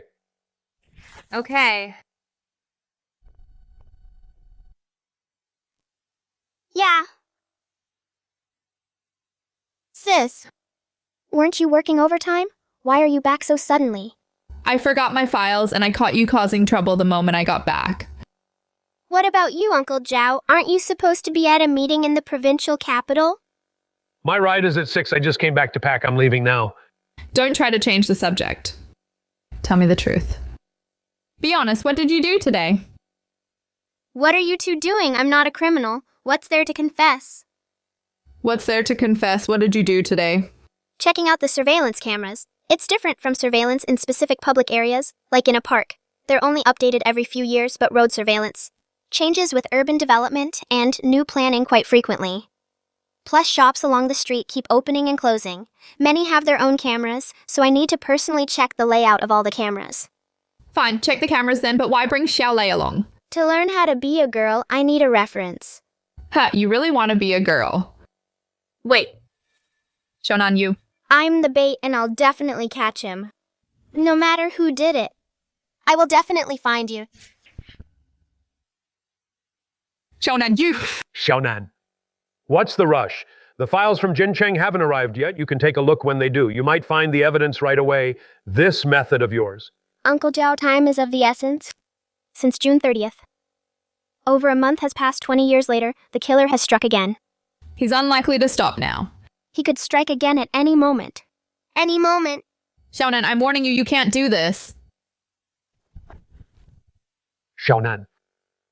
This plan of yours is out of the question whether ethically or legally. It just won't work. I wasn't finished yet. Actually, my plan is... Hey, I'll definitely catch him and I'll be perfectly safe. You're very smart and brave. But no, absolutely not. Then I'll come up with another plan. What other plan? Since you all disagree, I have no choice but to change it. You're not allowed to have any plans. Just follow orders. Don't do anything reckless. Oh, I won't. Someone is already glaring at me like they want to eat me alive. How would I dare? I'm off then.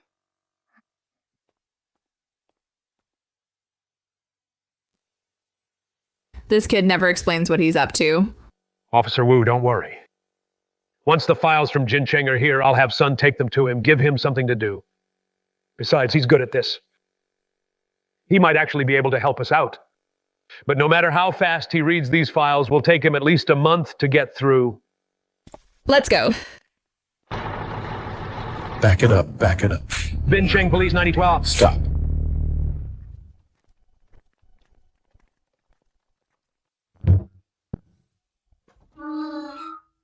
Whoa. Why is the whole truck full of them? Well, it is a world-famous cold case. The Royal General Headquarters oversaw it back then. They investigated for years. No leads. They only stopped because they hit a dead end.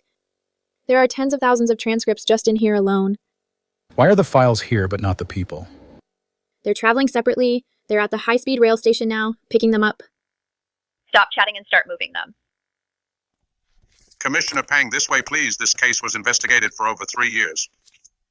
Sai, this has always been a burden on my mind. It's been over 20 years. I still dream about it. No wonder you came here in person. Any problems with the file transfer? I wanted to escort the truck myself, but they said it would take too long and feared I wouldn't be able to handle the trip, so they talked me out of it. Don't worry, Commissioner Pang. We'll process everything as quickly as possible.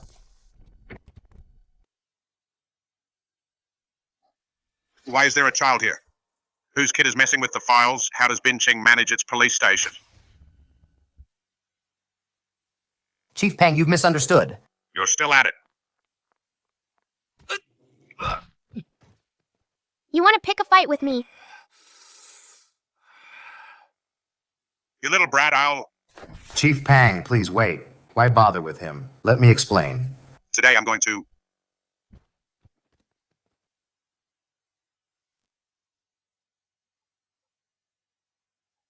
Fine. Impressive you people in Bincheng are something else. Is this how you run the police station? Actually trying to fight me. Move out of the way.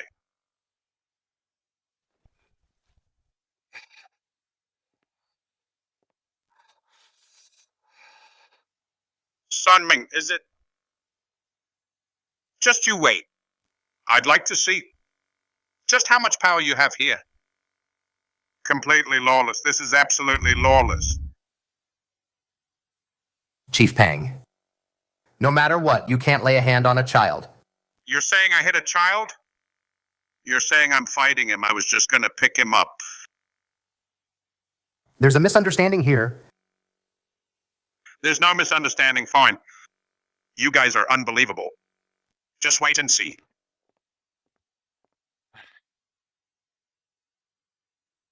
Out of control, absolutely no discipline or order. This is pure lawlessness. I've only been gone for 2 days, and you two are already out of control. Sun Meng, what am I supposed to say to you? What did I tell you before I left, huh? I told you to receive him properly. Control your temper. Don't be so impulsive. But look at you. You went and hit him. When I got the call, I was stunned. I thought I hadn't slept well lately. I was dreaming. My goodness, I told you to welcome him, and you just hit him, right?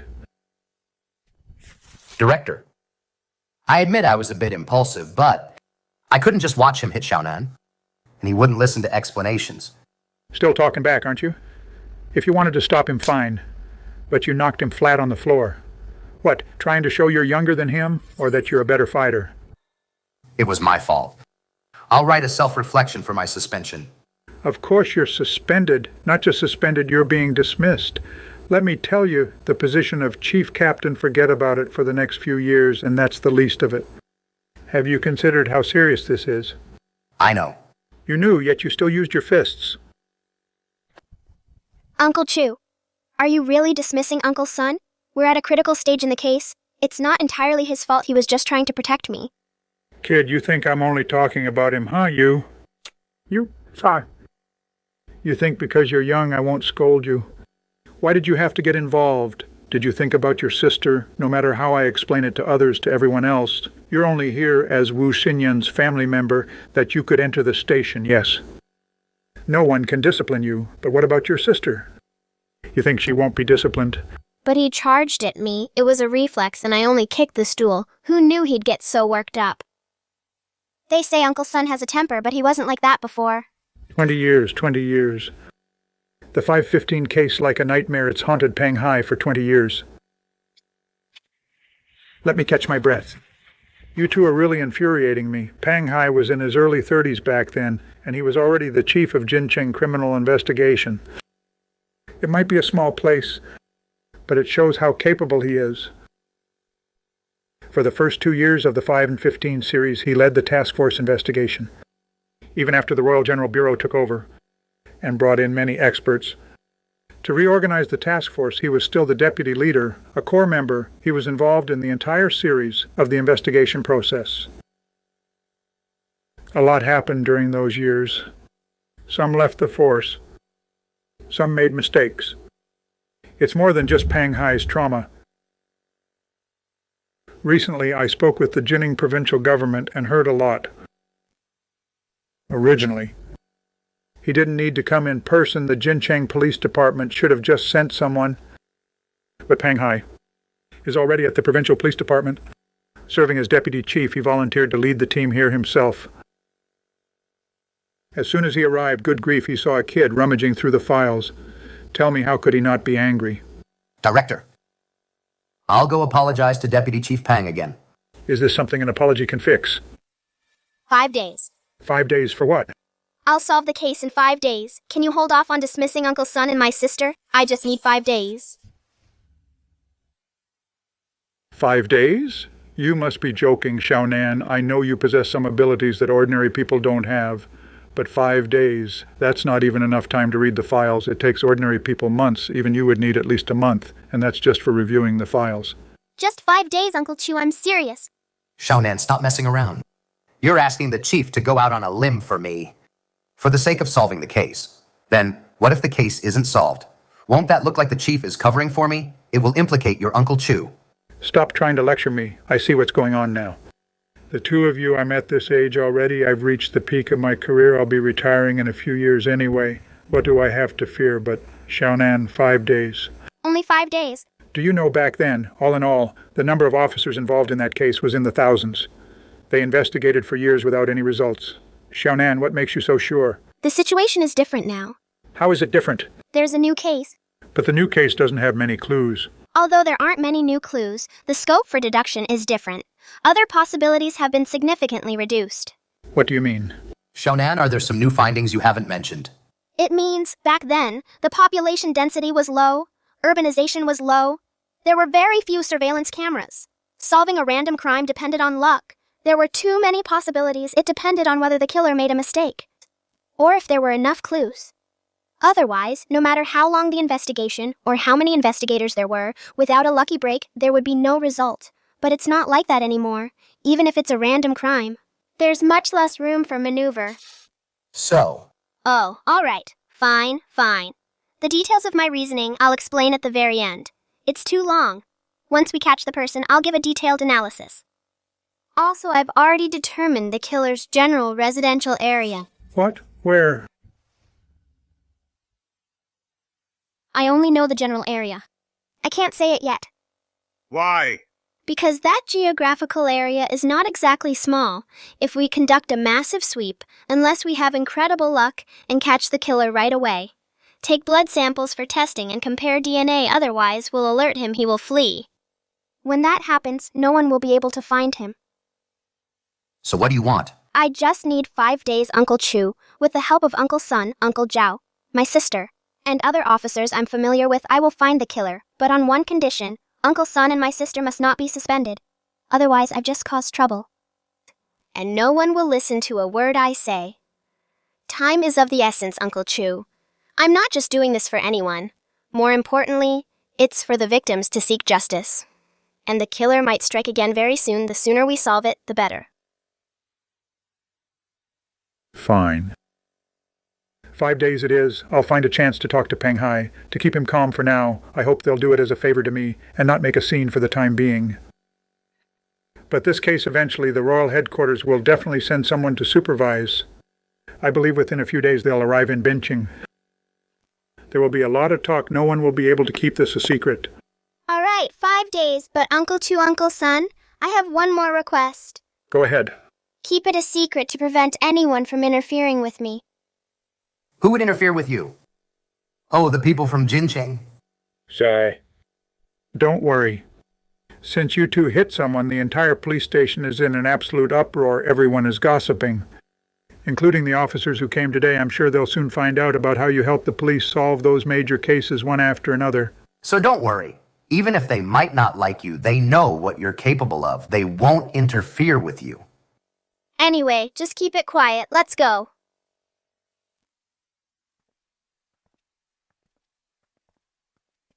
Uncle Sun, I've really dragged you into this. Cut it out. Whatever I Sun Mang do, I never regret. True. If it weren't for you today, I would have been in big trouble. What could you have done to him anyway? Well, anyway, I'm mentally prepared for the worst. But as for the chief, he was supposed to step down from his position as chief, but based on his actual age, he could still move up before retirement. If he gets stuck with the responsibility of covering for us. Sin. Both old Zhao and I were promoted by him personally. Although he usually scolds me, he's very protective of his own. Don't worry, Uncle Sun. I will definitely find the killer. I'm leaving now.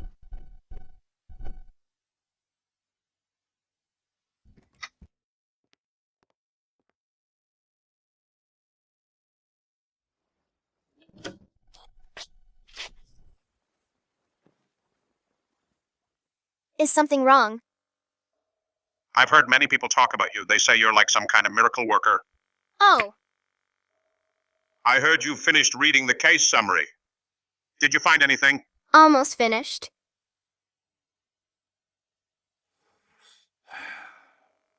Never mind, I'm just grasping at straws, a 20-year-old cold case, to think I'm counting on a child to solve it. Sorry. I did find something. Do you want to hear it?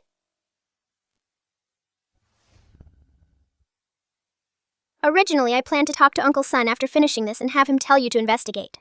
But since you're here, do you want to hear it? Asking me to go back and investigate? Well, I'd like to know then just how big of a discovery you've made to be able to order me back to investigate. The age is wrong and the height doesn't match.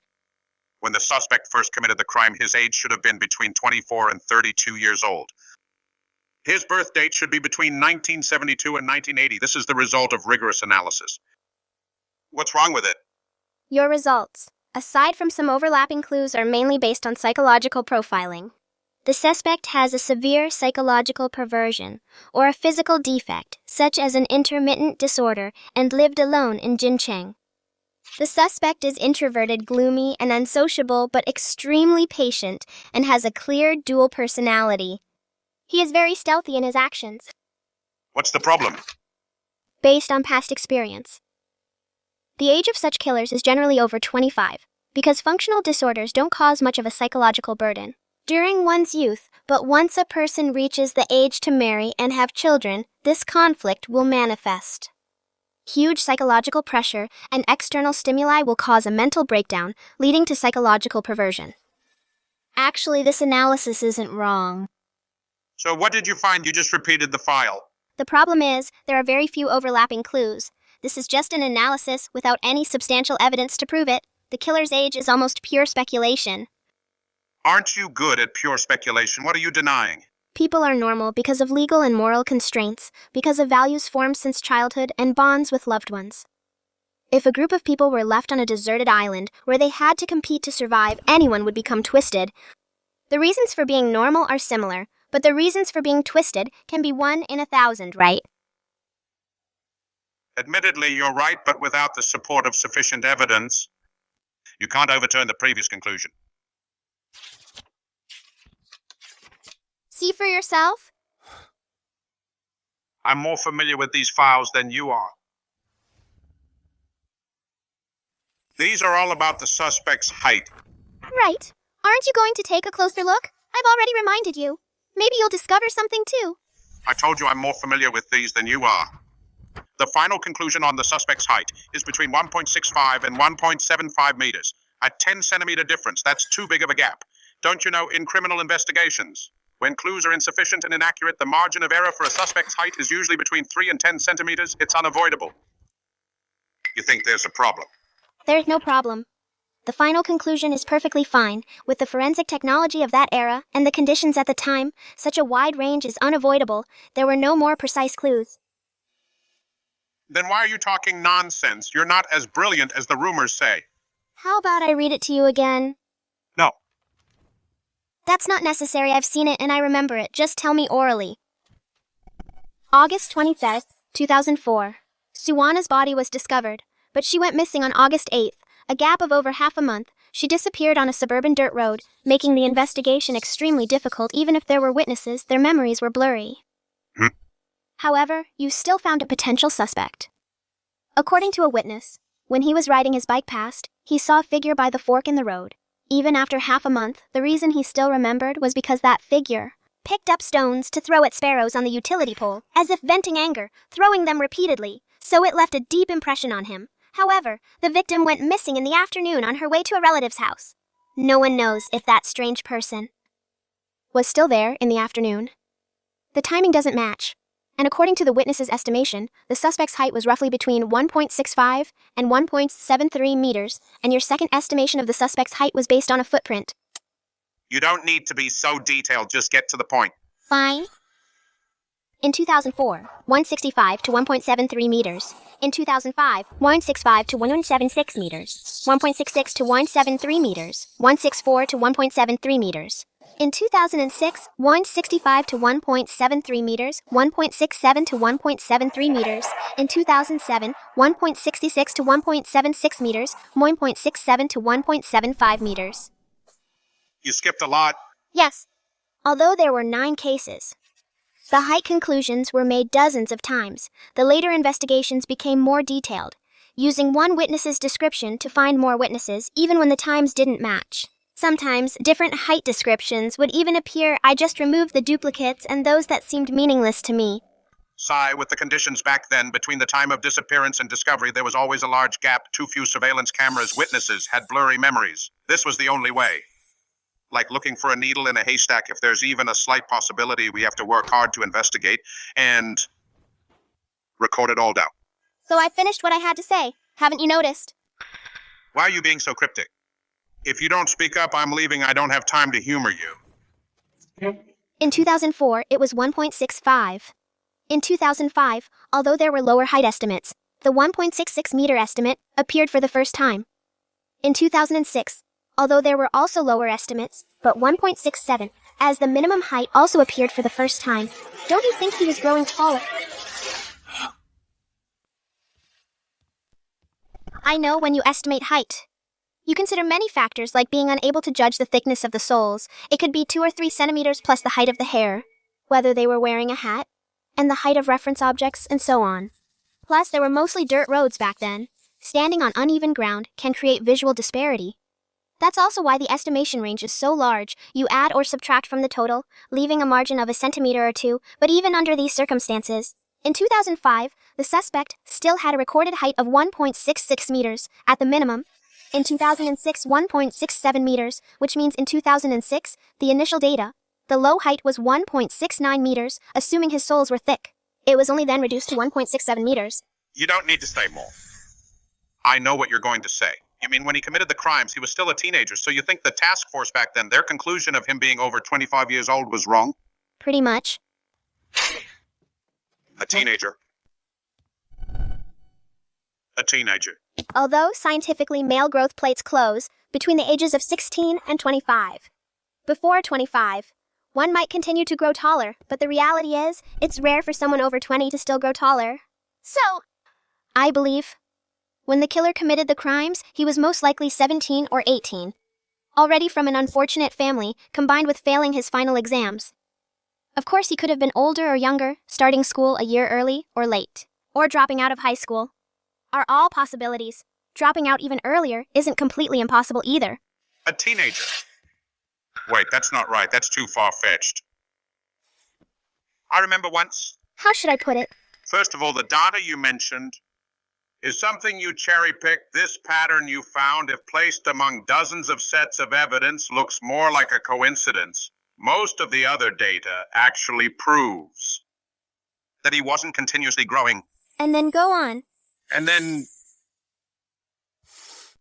It's been too long. But I vaguely remember. Someone mentioned a very young officer. Reached a similar conclusion as you. It was dismissed after a few words, too far-fetched.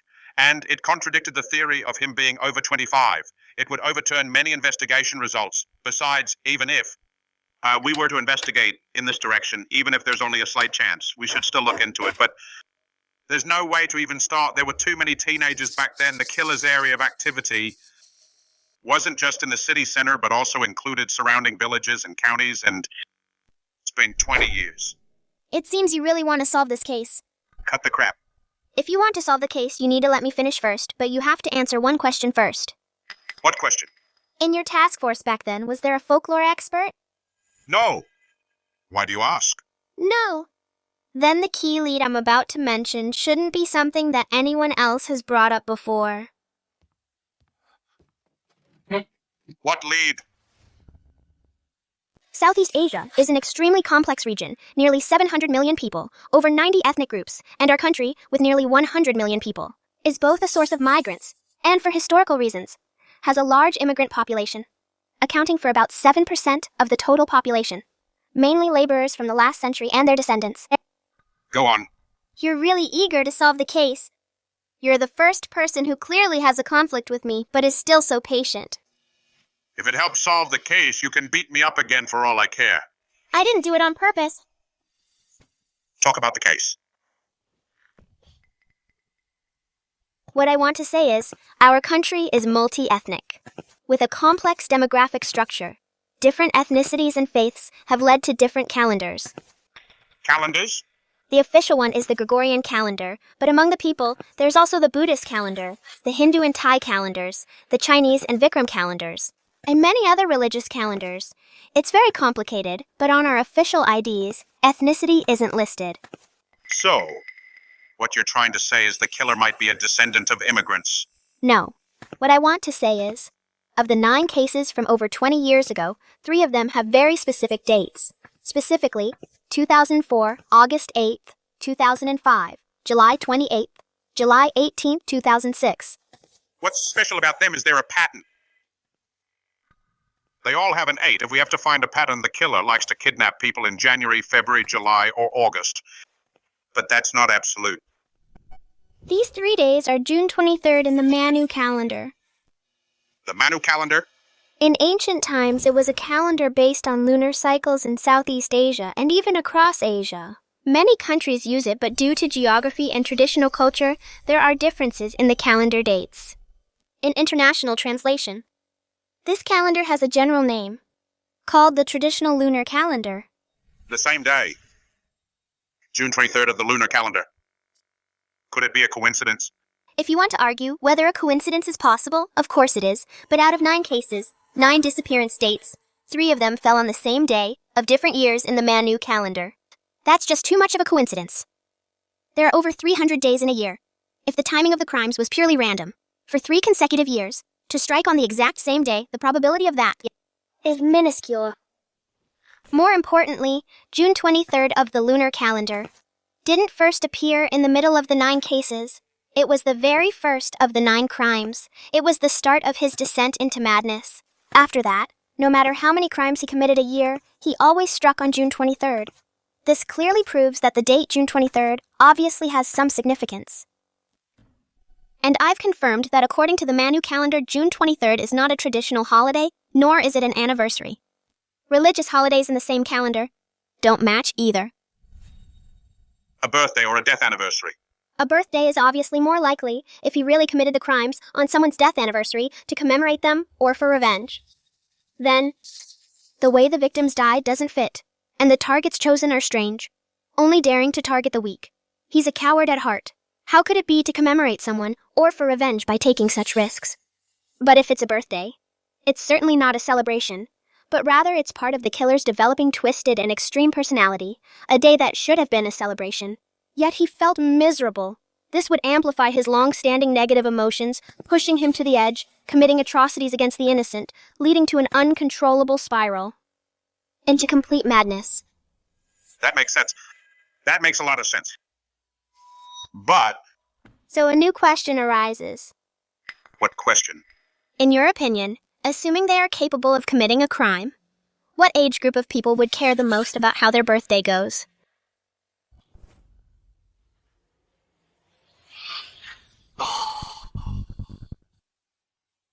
Teenagers. An extremely sensitive period. He was a teenager. Genius. You're a total genius. Teenager. You mentioned the height issue. It was for this reason. Yes. Actually, when I first looked at the dozens of height arguments, the results, there were many outcomes. He was growing taller. This is just one of them. It's indeed a stretch. It's just a possibility.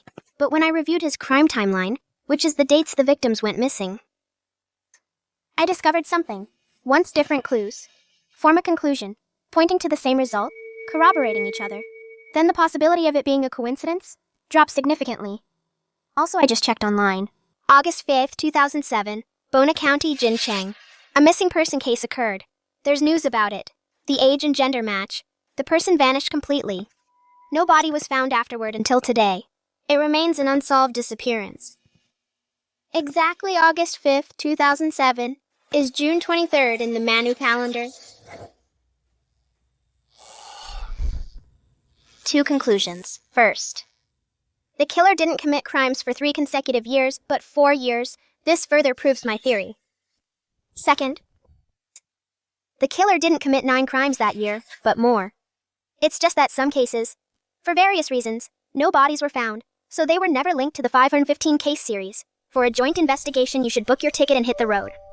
Huh. The killer, in 2004, when he first committed a crime, was a teenager. His Manu calendar birthday is June 23rd. If he was exactly 18, when he first committed a crime, then his birth date would be 1986, the 23rd day of the 6th lunar month, July 29th in the solar calendar. If he was 17 during the first crime, then his solar birth date would be 1987, July 18th, and so on. But I have no way of knowing his place of birth. Whether he was born locally after moving, whether his household registration was transferred, it's impossible to tell. Moreover, I believe a killer who committed serial crimes and then vanished for 20 years might have abandoned his original identity. Once his life stabilized, he cut ties with the past, so relying solely on the registration system, searching by birth time and place. There are too many results. The scope of suspicion is too large and limited by the conditions back then. If it's an identity long abandoned, the registration system would miss it. The national networking of the registration system only happened in the last 10 years, but he must have attended school locally. According to our education system, he should have at least finished middle school. Of course, dropping out of primary school or never attending wasn't rare back then, but I believe he must have gone to school. Because people who enter society too early, most are just ordinary. Some succeed, some turn bad. Murder or arson are possible, but because they've experienced the rough and tumble of society. There are too many opportunities, too many ways to release their inner feelings. Gloom doesn't build up. Instead, they don't become so twisted, perverted, or extreme. So, Schools. right limited by the internet. Penetration. Back then, you must take your team now to check the schools. The paper archives from back then, those are the most accurate. Not only can we find out if there were any disciplinary actions, dropout records or grades, we can do a comprehensive analysis Jincheng and schools in surrounding counties and villages, although there are quite a few. Considering the first victim's location of disappearance, you should know which schools to start with. I'll go look for them now. Wait a second. Keep it confidential. Confidential. The royal headquarters will send someone to merge the cases and oversee the investigation and form a new task force. A lot of time will be wasted on bureaucracy and meetings. And you are the deputy chief of the Jining Provincial Police Department. Because of your high position, they won't actually let you join the frontline investigation. He might send you back and take you off the case, a nightmare that has haunted you for 20 years. Don't you want to catch him with your own hands? I do.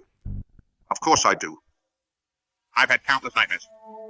I want to see his face. I want to personally, So, don't waste time on reporting through the ranks and attending meetings. When you go there this time, just get me a few photos of the suspect. When he was young, I promise. Before the royal headquarters steps in, I will find the killer. Okay. Eyes out. Today is 2025, August 10th, and the 16th of this month is the Manu calendar's June 23rd. We are running out of time.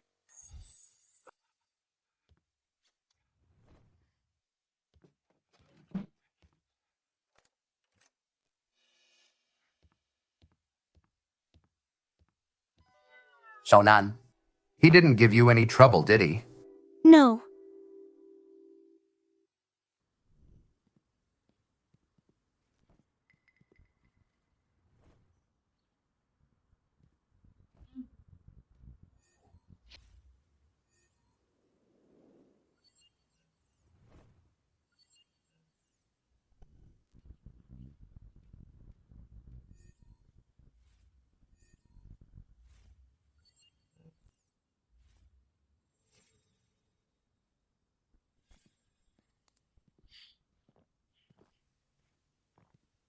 Around here, routes that avoid all surveillance cameras, there should only be 2.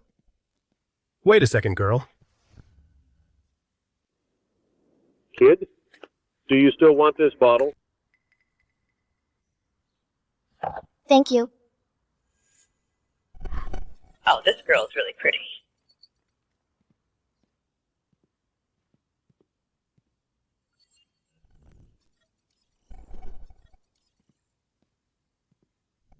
Sis, how's the investigation going?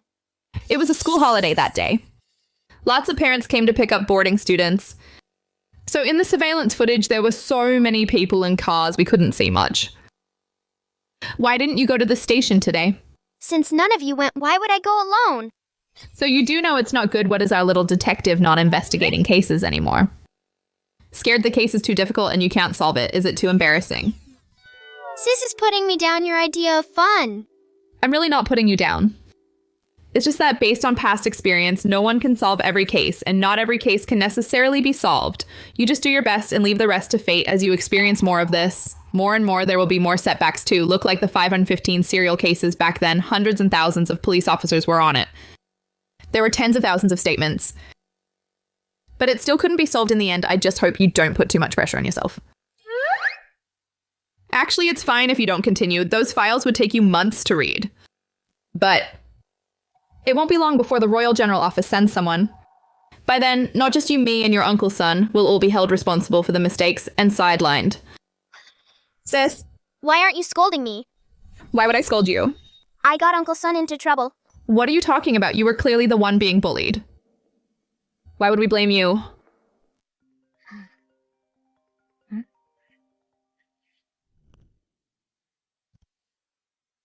Oh, hello. Comrade Wu Xinyan, this is Pang Hai. Oh. Chief Pang. Hello, I'm sorry about what happened last time. On behalf of my brother, I apologize to you again. That's not necessary. What's his number? I don't have his contact info. Chief Pang, is it that serious? Please don't hold it against him. I'm not holding it against him. It's about the case. I need to go over the details with him. You want to discuss the case with him? Oh, wait a second. He's right next to me. It's for you. This is Wu Nan. Go ahead. Yeah. Okay, we have enough time. Thanks for your hard work. Okay. My phone number is. Call me anytime if anything happens. All right, let's leave it at that for now. Yeah, okay. Wu Nan. Tell me the truth. What is there to tell? You and Chief Pang. Regarding the case. Just discussing it, sis. I've already made peace with Chief Pang. Made peace, you've already driven him away.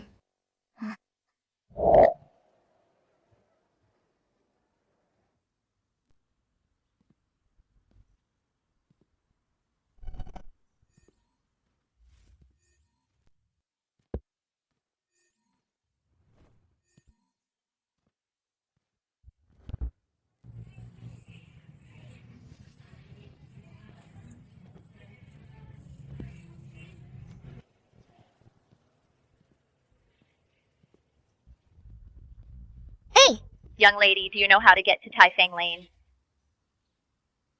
Over there, turn right. The third intersection is Taifang Lane. There's a sign. Okay, thanks.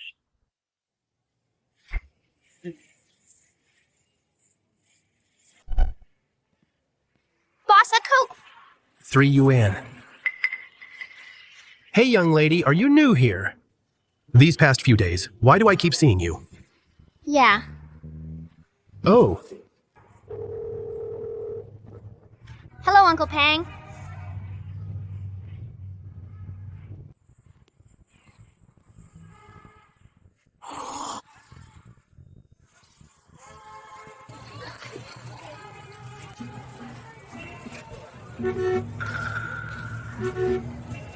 It's me.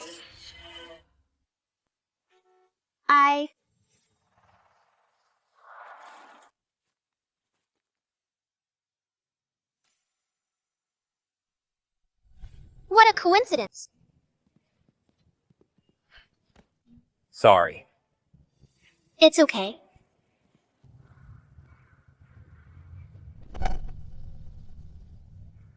Little girl, are you all alone? Why aren't you saying anything? Don't run around outside by yourself. Hurry home.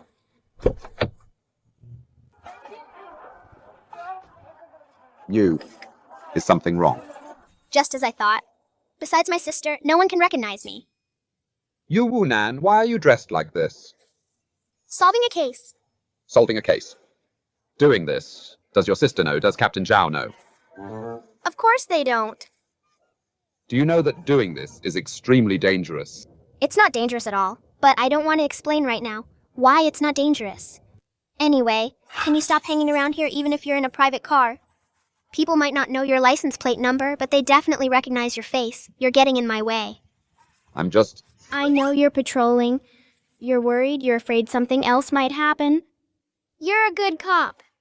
That day, when you called the victim's family, I saw you.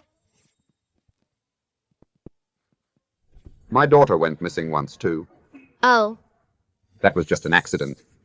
But she was found quickly. But I really understand how they feel. Is your relationship with your daughter better now? Much better. I've looked into it and heard about what you've been up to lately. You're certainly talented. I underestimated you before, but I'm still going to tell Captain Zhao and your sister about this. I can't let you keep investigating. Like this. It's like looking for a needle in a haystack. It's pointless. And dangerous. It's not like a needle in a haystack. It's normal that you don't understand. Before I give my report, no one will understand. That's a bit far-fetched. Right now I've narrowed it down to at least a dozen suspects. Who? What's the rush? I only have one shot at catching him. This killer is too important. If I catch the wrong person and the real killer is spooked and leaves the city, we'll probably never find him again. So I need to wait a little longer. You're bluffing me, aren't you? You're bragging way too much. You just don't want me to report you. Hey, Officer Peng. There are only 3 photos this time, and the files. Take a look. Okay.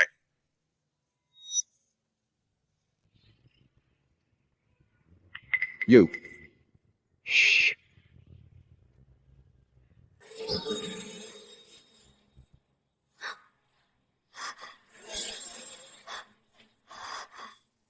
Found you. Who?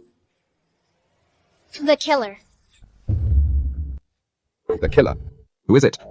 Look at you getting impatient again, although right now, I'm only 90% sure it's him, but it's not a certainty. There are many lookalikes in this world. Besides, a person's appearance can change a lot in 20 years.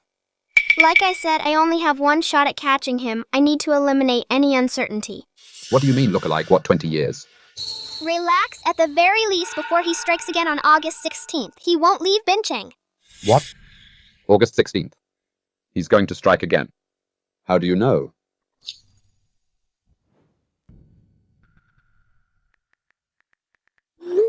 Re-enter.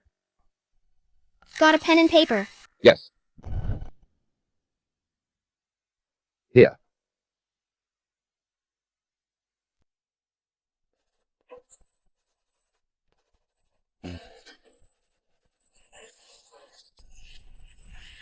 Who exactly are you?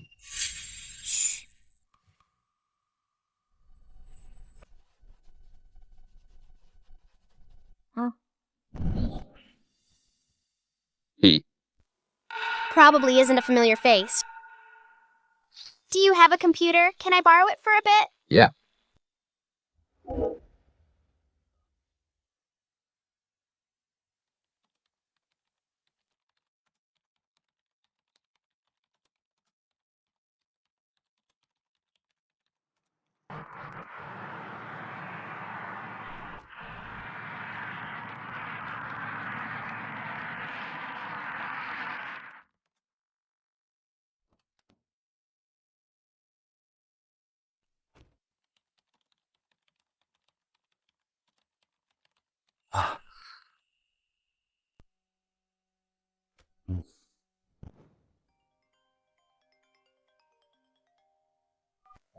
Hello. Is Peng back yet? The high-speed train arrives in a few minutes. Oh. I'll send you my location. Take a look. Did you find him? It's definitely him. Come over.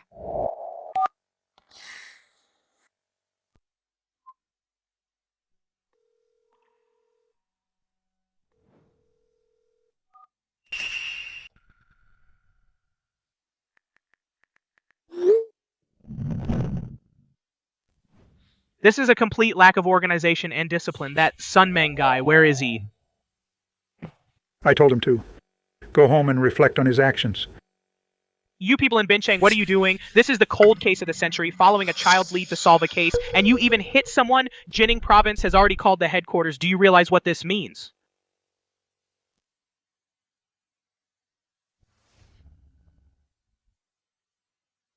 That's enough. Mayor, he is here. The situation in Bincheng before the facts are fully investigated. It's not your place to criticize here. Right. Mayor He. Director Chu, the issues in Bincheng. I'm sure you won't show any favoritism. We will deal with it as it should be. Let's continue the meeting. Solving the case is more important. All right. Mayor He Jo-mu is still young. He wasn't targeting you. What on earth is Bincheng doing? Don't take it to heart.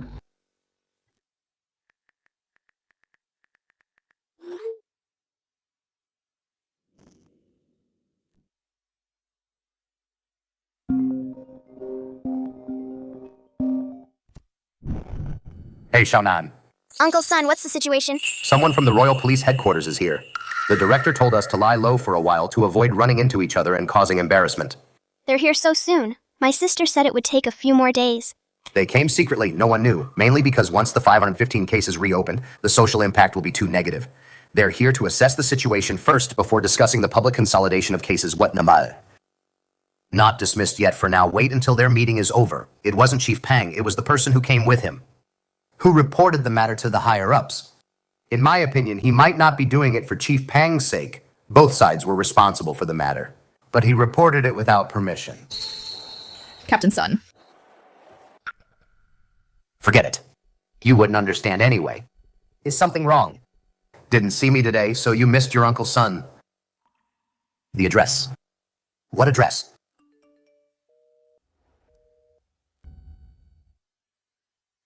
What does Xiaonan mean by this? Well, he didn't make it clear. Hello, Director Wei. Shonan asked me to call you, bring your gear, and come meet up. Meet up? What meet up? Xiaonan found the killer. What? Is Xiaonan with you? He just left in a taxi. Said he's going back for a meeting and said he'd organize the materials in the car. Don't disturb him. He even took my laptop. Regarding the victim's social circle, we have already screened. Come in. In such an important meeting, you have no sense of discipline at all.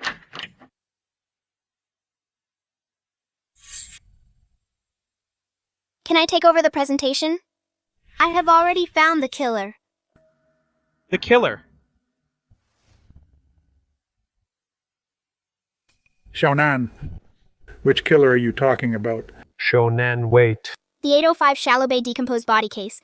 And the killer of the 5 and 15 serial cases. He's been on the run for over 20 years, claiming a total of 15 victims. I found him. Ridiculous. You don't even have the victim count, right? You people in Penang. Please take a seat, everyone.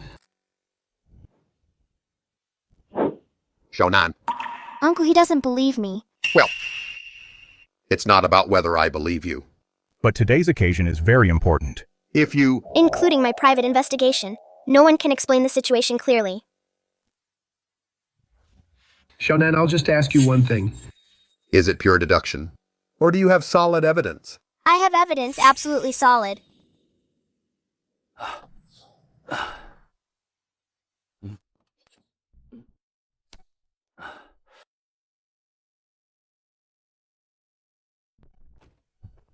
Director Wei. Director Wei, the equipment you requested is ready. Good. Chief Pang? What's the situation? Where's Xiaonan? Xiaonan went back to the meeting. He asked me to explain the details.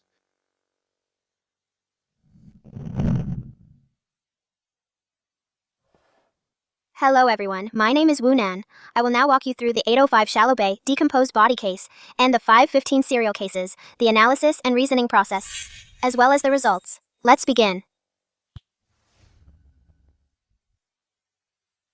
Allow me to start with an overview, the Shallow Bay decomposed body case, and the basic facts of the 515 serial cases. Director Liu.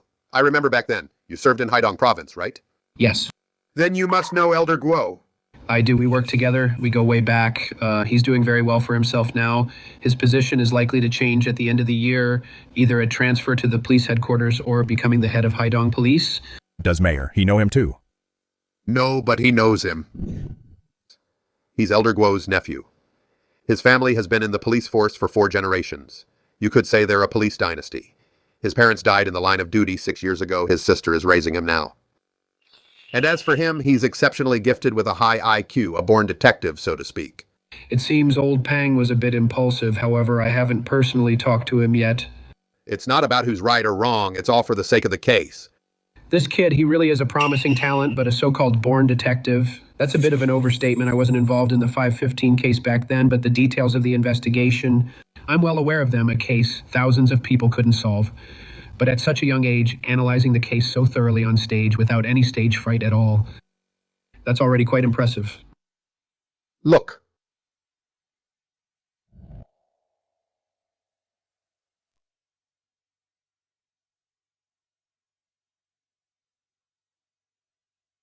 That's all for the 515 serial cases and the overview of the 805 decomposed body case. Now I'll talk about the latest progress from the task force. That's the general situation I can also rule out now, the suspect being in the shop. The shop was closed for several afternoons in a row. The suspect is living inside. I didn't dare get too close, to prevent the suspect from coming downstairs suddenly and noticing us. Okay. Then I'll arrange the next steps. Director Wei, send someone over first to scout around, see if the suspect has set up surveillance downstairs. Yes, sir. Shen Yu were just transferred here recently, even if the suspect comes downstairs. He won't recognize you. You go, yes, sir. Good. Old son, over there you go scout that area. Yes, sir. Go over there and scout it out. Okay. We have 7 people, that's enough. Does Wu Nan have any other instructions? Shonan said before the arrest begins, he will contact us. Since the crime occurred, Uncle Zhao drew police forces from across the city to check the day Luo Shanshan went missing during the relevant time period. Captured on nearby surveillance, a total of 1,375 vehicles regarding cases where the owner wasn't driving. We performed surveillance screening, besides phone contact. We also conducted field investigations of 394 people. Took 509 statements, collected 116 DNA samples, all sent to the provincial capital for urgent matching. In addition, the victim's social circle has also been investigated. Kid, I have to interrupt you. Can we stop repeating things? Everything you just said during our meeting just now, Director Chu already explained it in detail. We're all aware of it. You don't need to repeat it. From the moment you walked in, you've been boasting. Can we just get to the point? To point out the problem, I first need to explain the problem itself. If I skip around, I'm afraid you won't understand. Don't interrupt me, you. Back to the case, okay? Since you're already caught up on the case's progress, I'll look at it from a different angle. Actually, from the very beginning, I never thought the killer committed the crime using a vehicle, nor do I think it was a premeditated act by one of the victim's relatives, and it's even less likely to be a student's parent or a staff member. The possibility of it being premeditated is extremely low. Let's first talk about the possibility of premeditation. There are 2 scenarios. The first one, the killer knew the victim and planned to take them during the chaos after school. The second one, the killer didn't know the victim and planned to kidnap a random target during the after-school chaos and just happened to pick the victim. However, considering the killer's past habits and the situation on the afternoon of June 30th, neither scenario holds up. That's a bit too definitive. The after-school chaos was due to the start of summer break. More people in cars mean more witnesses. There was even a major traffic jam. Multiple nearby intersections had traffic police directing on-site. Under these circumstances, I believe whether it's a human trafficker, a kidnapper for ransom, or the killer, in this case the likelihood of them choosing to plan and commit the crime that day is extremely low. The risk is too high. Based on this, the possibility of the killer using a car is also very low. First, the massive traffic jam. Not only would it be impossible to leave quickly, but his actions would likely be captured by a dashcam. Second, the road conditions. Cars can't enter the nearby alleys. If he wanted to leave the scene, he'd have to pass through a main intersection's surveillance, and the killer, since he's the perpetrator of the 515 series, he must know how hard the police are searching for him. The killer committed over 10 crimes in a row back then, and is still at large. I must assume he has exceptional counter-surveillance skills. Whatever I can think of, he will definitely think of too. He wouldn't leave so many flaws for himself. That does make some sense. Then how can you be sure? The killer isn't another student's parent or a staff member. That's a bit too absolute. Because the killer is bold. Very bold. The way the killer disposed of the body was burying it on the shore of Shallow Bay Beach. That's not some remote wilderness. The killer didn't destroy the evidence. He even left behind his own biological DNA samples, including the one in that cigarette butt. He was waiting for the body to be found. He's taunting the police. And as I just said, as the killer of the 5 and 15 serial cases, it's impossible for him not to know the police. The intensity of their investigation into him. And as time goes by, the case will escalate. It will cause a national sensation. Hundreds of millions of people will have their DNA compared, including every male parent of the right age who had the time to commit the crime, as well as faculty members. The longer the case drags on, the more intense the investigation becomes. No one can escape it, just like back then. So if the killer was someone who had some kind of direct or indirect relationship with the victim, then he should have chosen to destroy the evidence, but he didn't. Even less likely would he let the task force get his DNA sample. Yet we found it anyway. You understand what I'm saying, right? According to you, the inspection team doesn't need to investigate anymore. Screening all those people in your reasoning has no meaning at all. Did I say it was meaningless? It is meaningful. Extremely important, even. Not every case finds the right direction. For investigation immediately. Criminal investigation is about finding the result closest to the truth among countless wrong possibilities. Kid, you can't even remember how many victims there were, and you're trying to teach me about criminal investigation. The task force's recent large-scale screening has resolved many issues for this investigation. Accidents, coincidences, and completely unpredictable psychological states of the killer, whether it's an accident or a coincidence. He might have actually been driving, with no intention to commit a crime, but there are always some extremely low probability events in this world. A series of unforeseeable circumstances led to the final outcome. When the opportunity is right there, all it takes is a moment of hesitation. As for the killer's psychological state, based on my profiling of the killer, his committing a crime again after nearly 20 years is likely due to a major life upheaval in his family or career, which drove him to extremes again. In this situation, I can't predict if the killer developed some kind of self-destructive tendency, for example, or perhaps a perversion. He wants to play a game with the police to see how many more crimes he can commit. Before the police catch him, he's a psychopath. He's likely to act against logic.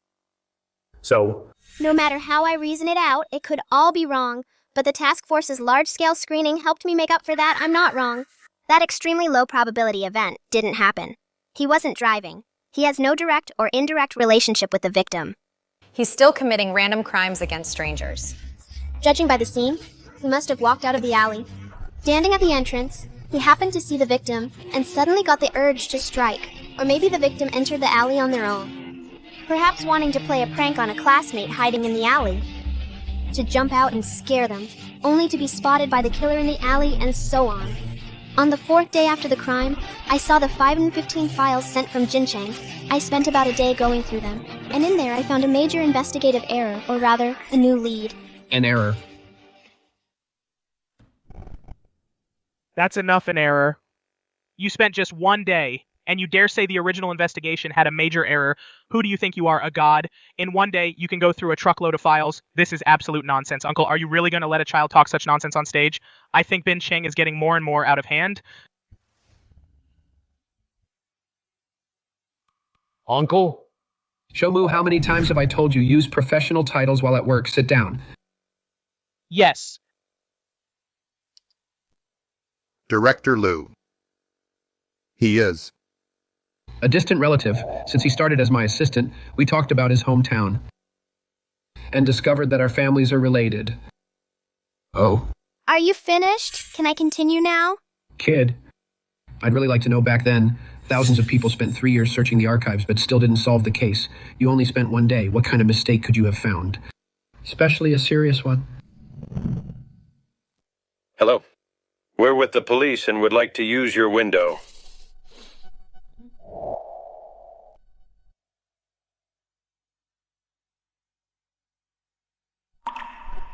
Officer, is there a criminal across the street? Sir, ma'am, don't be nervous. We'll take action soon and catch the criminal. All right. There's only the suspect in the room across, no signs of anyone else moving around.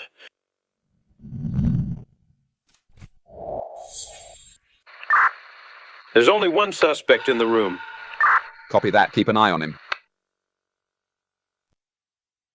Nothing found so far.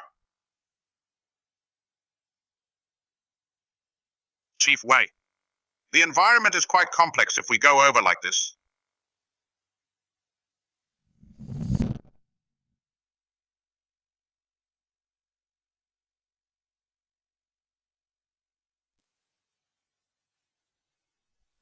In conclusion, the killer seems to be growing taller.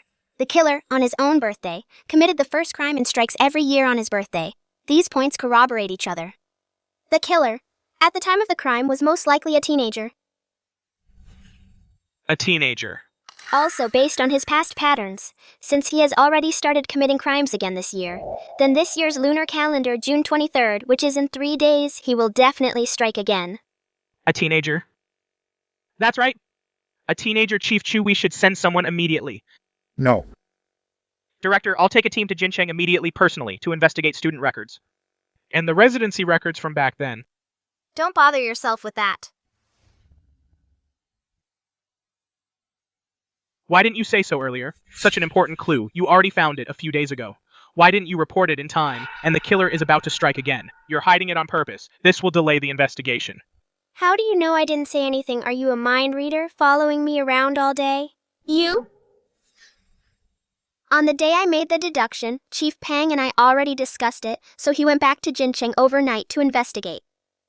But in fact, this clue might be useful, or it might not be. Because in that era, there was a common situation. In order to go to school, people change their ages, meaning the killer celebrates his real birthday, but on his records, it might not be his real age. If that's the case, this clue will likely lead to a dead end, but time is of the essence, so I had to prepare for both scenarios. Based on my deduction, combined with the task force's investigation, I can already confirm the killer's general area of activity. I've checked the local surveillance footage, including shop cameras. When Luo Shanshan first went missing, the local police station conducted a door-to-door search, and after the body was found, a larger-scale investigation was carried out, but nothing was found. With the density of surveillance today, he managed to avoid every camera and any witnesses, including nearby shop owners, staff, and customers. And he was on foot. Unlike squares and parks, scenic spots, and other places, surveillance facilities are only updated every few years, but in residential streets, shop cameras are affected by urban planning and business conditions. They change frequently, yet he avoided them all.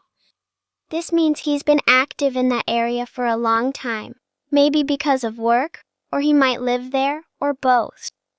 He knows the place inside out, and as shown here, I actually found 2 routes that completely bypass all cameras and most people's path. The routes overlap, so let's call it 2 for now. It's not an alley, but a back street. The neighborhood is very old. There were rumors of demolition years ago.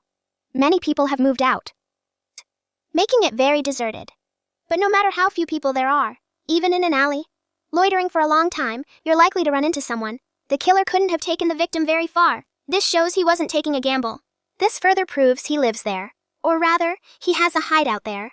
Considering summer break started on June 30th, schools let out early. The timing avoided residents' commutes and grocery shopping times. The killer must have known. At that specific time, it's hard to run into anyone in the alley. That's why he dared to suddenly decide to strike. Therefore, based on these deductions, while Chief Pang was away investigating, I took a look around that area. That's also the reason why I'm dressed like this. I must make a statement first. This part was my own unauthorized action. I didn't tell anyone in advance. Secondly, there was no danger. Actually, at the very beginning, I did have the intention of taking a risk, but I was stopped. Legally and morally speaking, it shouldn't have been me going, I agree with that, but after reviewing the 515 files, I changed my mind since the killer is so obsessed with ritual, then being so close to his birthday. He actually wouldn't take any action. My goal was to get the killer's attention, even if it was just a glance from afar. This outfit of mine is eye-catching enough. Even ordinary people would take a second look at me. 2 questions.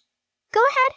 First, even if there's no danger, how can you guarantee the killer would happen to come downstairs that day instead of going somewhere else? Second, even if he saw you, like you said, anyone would take a second look at you, how would you recognize the real killer? That's just ridiculous. First, the task force is searching the main street. The killer likely wants to know the progress, but since he's even bold enough to provoke the police, I don't think he would go into hiding. Moreover, according to the autopsy report, alcohol was detected. He was likely forced to drink before he died in the 515 series. This has never happened before. This shows he started drinking recently, or maybe it's a recent habit. Considering he went through a life crisis before he started killing again, he might even be an alcoholic now. And found along with the body was a cigarette butt. This means he both smokes and drinks. He has to go out to buy them eventually.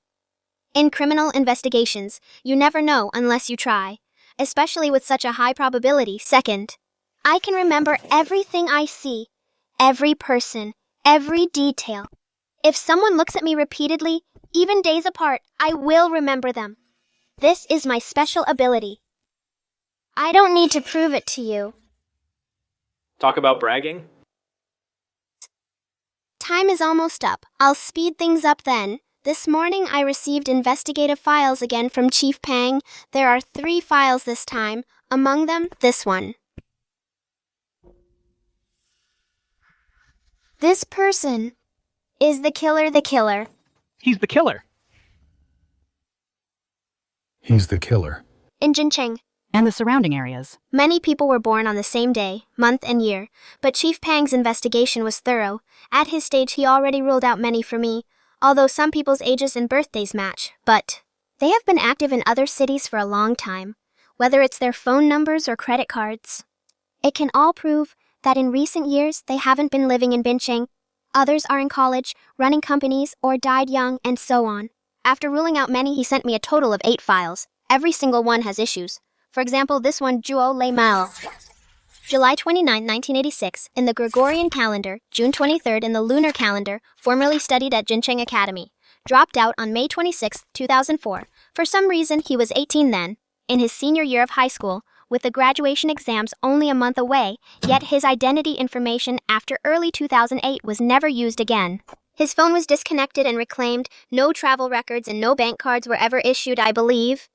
The killer abandoned his past identity and through some illegal means obtained a new one. Wait, This is so annoying. you just said these 8 files are all highly suspicious. Then how can you be sure that he is the killer? Then do you remember what I just said? I remember.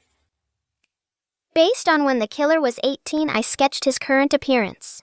This helps me remember better considering the victim's weight, and the killer digging a hole to bury the body. He should be in good physical shape, not too fat. I drew him slightly chubby, to better show facial features typical of a middle-aged man, and this person I've seen him before. About 3:30 p.m. 4 days ago in Sandow Alley. When I was handing a bottle to a sanitation worker, he passed by the end of the alley at the T-junction, wearing a gray top and green pants. He was on the phone, and he looked at me. And 3 days ago, around 10:17 a.m., he was on Jugan Street in front of Zhengheng Hardware Store. He was smoking and looked at me. And this morning, at the fried chicken shop on the corner of Nandao Street, I had just finished eating and stepped out. He brushed past me and bumped into me. Also, he has a car that was parked in front of the hardware store and appeared by the roadside near the fried chicken shop. But I don't think he was stalking me the 3rd time, or I would have noticed sooner. We probably just ran into each other again. He noticed me. As for why he bumped into me, it's hard for me to speculate on his twisted mind. You're just telling a story, aren't you? These are all just your personal memories. You just remember it. Then where's the evidence? You want evidence, right? I'll give it to you. Based on the killer's license plate number and the one on the hardware store's phone number, I did a comparative investigation. The car owner and the shop owner are the same person. This is a legal printout of his current household registration info. His name is Ding Ripeng. Through online tracking, I found his social media accounts and other information. Although I trust my memory, his current ID photo is strikingly similar to my sketch. The possibility of it being a coincidence is slim, but we only have one shot at catching him. I need more solid evidence like this. This is from last year. This record, his social media post from July 28th. It doesn't match the birthday on his ID, but is actually the 23rd day of the 6th lunar month. He still celebrates his real birthday, and must have lied to his friends and family, making up reasons why the date differs from his ID. For instance, that he changed his age to get into school back then. There are 2 bowls on the table. According to the registration records, he got divorced 3 years ago. His ex-wife has already left the city. They have no children. And looking at the updates he posted 3 years ago, the woman who cooked and ate with him, named Xiao Yu, is the woman he cheated with 3 years ago. But on May 17th of this year, he posted this update. They must have had a falling out. Although we don't know the exact nature of their conflict, but it doesn't matter. Just from his appearance, birthday, and recent changes, I'm certain I don't believe in any more coincidences. He is the killer. And what surprises me even more is the killer's level of depravity. It's beyond my imagination. He actually left direct evidence of his crimes online. This morning, while checking the killer's following list, I found an old account with very few digits registered in the early 2000s, named X. I took a look registered in 03, stopped updating in 07. There isn't much content, only about a dozen posts in total, but the killer's current account was registered in 09. Why would he follow a zombie account that hasn't been updated in years? It's a habit for some people when someone has multiple accounts on the same platform to avoid forgetting the login info. For their old or secondary accounts, they choose to follow themselves. I suspected right then that this account was his from his student days. Using some technical means, I logged into the account, and inside I found a hidden private album. Including Luo Shanshan, whom he uploaded in early June, there are photos of 14 victims. During the crimes. There are 15 victims in total. The photo of the victim from the first case in 2014 isn't among them. This is likely because when he first committed the crime, he didn't have a phone or camera with a camera function. The first time he acted under extreme emotions, but after that, he specifically bought a phone or camera with a camera function to prepare for the second case. Then what are we waiting for? We need to catch him now. Director Liu, I'll take my team there right now. No need.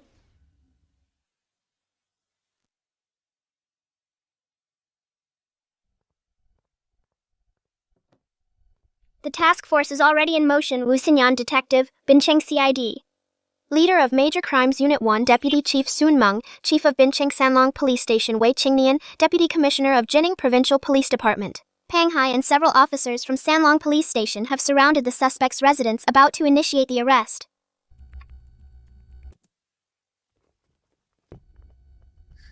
This is Wu Nan. Can you hear me? Uncle Zhao.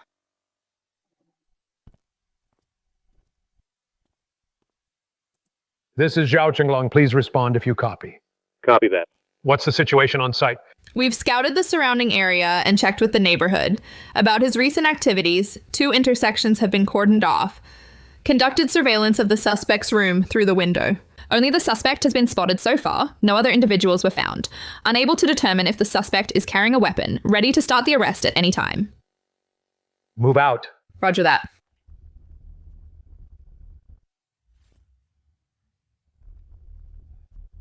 You're all familiar faces in Bincheng. I'll knock on the door.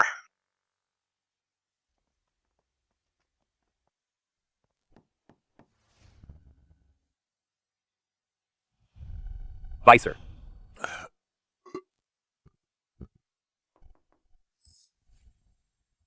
Who is it? Water company, I called you earlier to replace the smart water meter. Coming.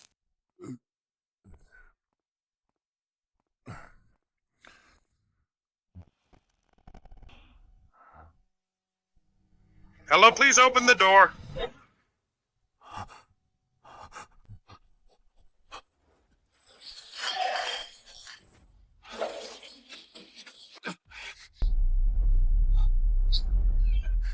Stop right there. Xiao Mao. This way.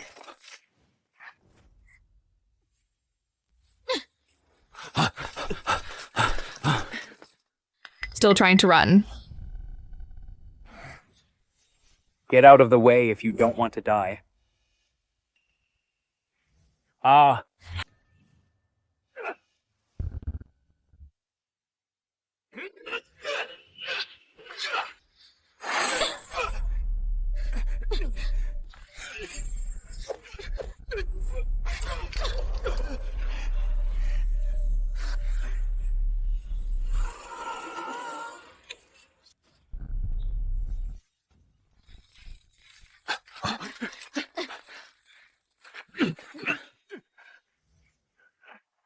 Why did you run?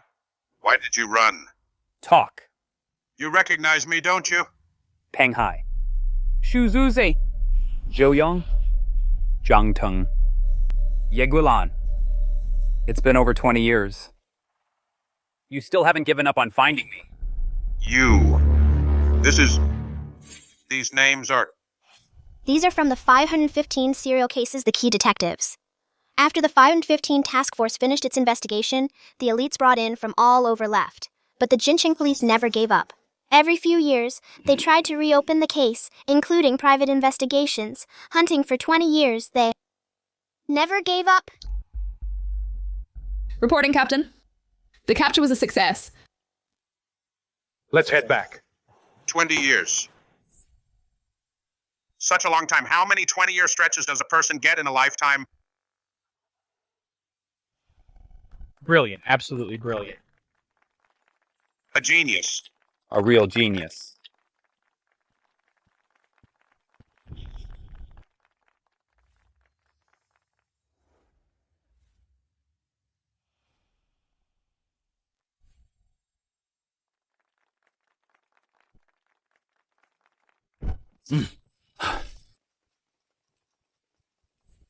Reporting, Captain. The capture was a success. Let's head back. Sis, you've got to look cool jumping through the window. Everyone's watching. Why did you run?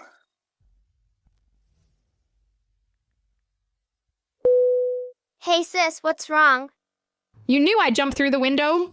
Just a deduction, you're the fastest and the most agile. You knew Chief Pang would knock on the door. He's obsessed. You scouted the area. I didn't need a second look. I've been walking around the neighborhood these past few days. I remember every building and the layout. So you deduced in advance that Chief Pang would offer to knock. You deduced the suspect would recognize him and jump out the window to escape. And also deduced I'd jump out to chase him and had Uncle Sun wait at the intersection. That's right, sis. Your brother is pretty impressive, right? Xiao Nan. What is it, sis? All of a sudden, you're making me feel frightened. Frightened of what? Don't worry, sis. As long as you're here, I'll always be a good boy. I'm the king of the world, king of the world.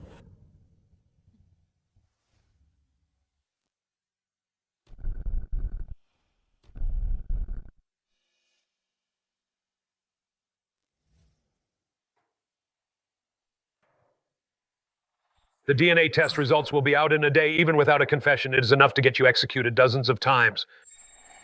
Start talking. Why? 20 years later, you took another innocent life. Hi. I was in a bad mood that day.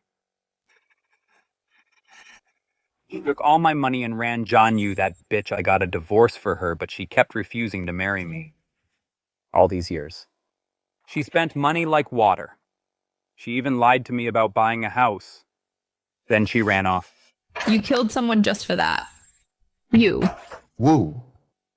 Don't be impulsive. Making a mistake for someone like him is not worth it. Is he even human? He is a piece of scum. He is a freak who doesn't deserve anything. Don't hit me. I will talk. I will tell you everything.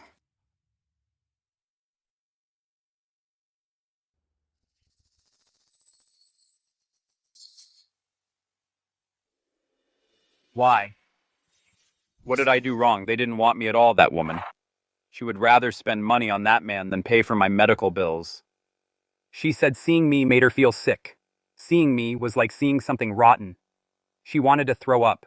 She regretted giving birth to me. So, just because your parents treated you badly,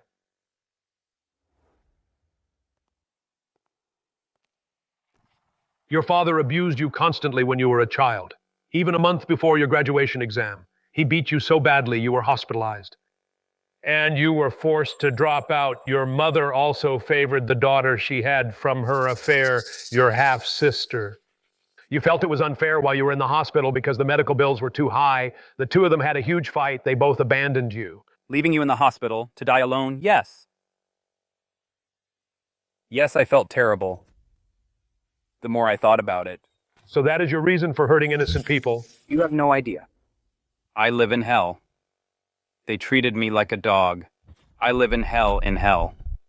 If you really lived in hell, you wouldn't have met a kind doctor who paid all your medical bills for you. When you were discharged, they even gave you some money, right? You said that, didn't you? You just said that. Yes. Yes. You chose to remember all the bad memories, but you forgot the kindness the world showed you. You had clearly escaped that terrible family. You could have restarted your life. You should have looked forward, but you chose to hurt innocent people. Ding Ruiping, are you even human? I am not human. Ha ha ha, I am not human.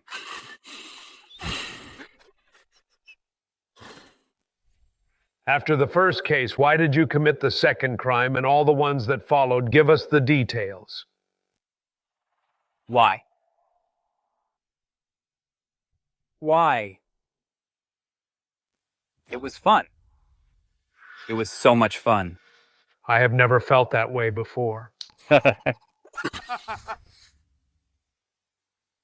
Cold case of the century. Solved blood demon reappears. The real killer of the 515 serial cases strikes again. Penang police station solves the case in record time.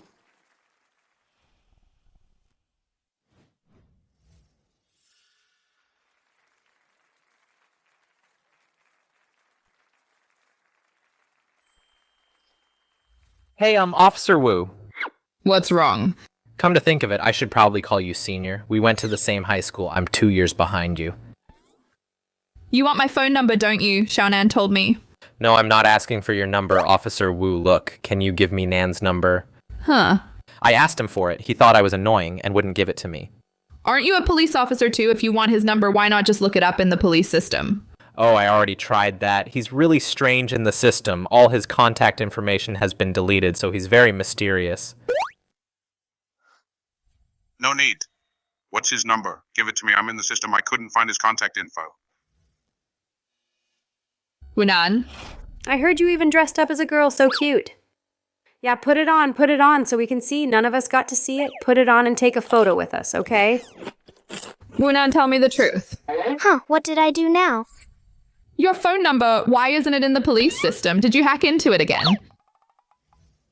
Don't run, I promise I won't kill you. Don't run. Uncle called again. He wants us to go over. Mom, Dad. Don't worry, Xiao Nan is very smart now, and he already promised me that he'll definitely become a police officer in the future. Even though he's usually mischievous, he's excellent. In the future, he'll definitely become a master detective.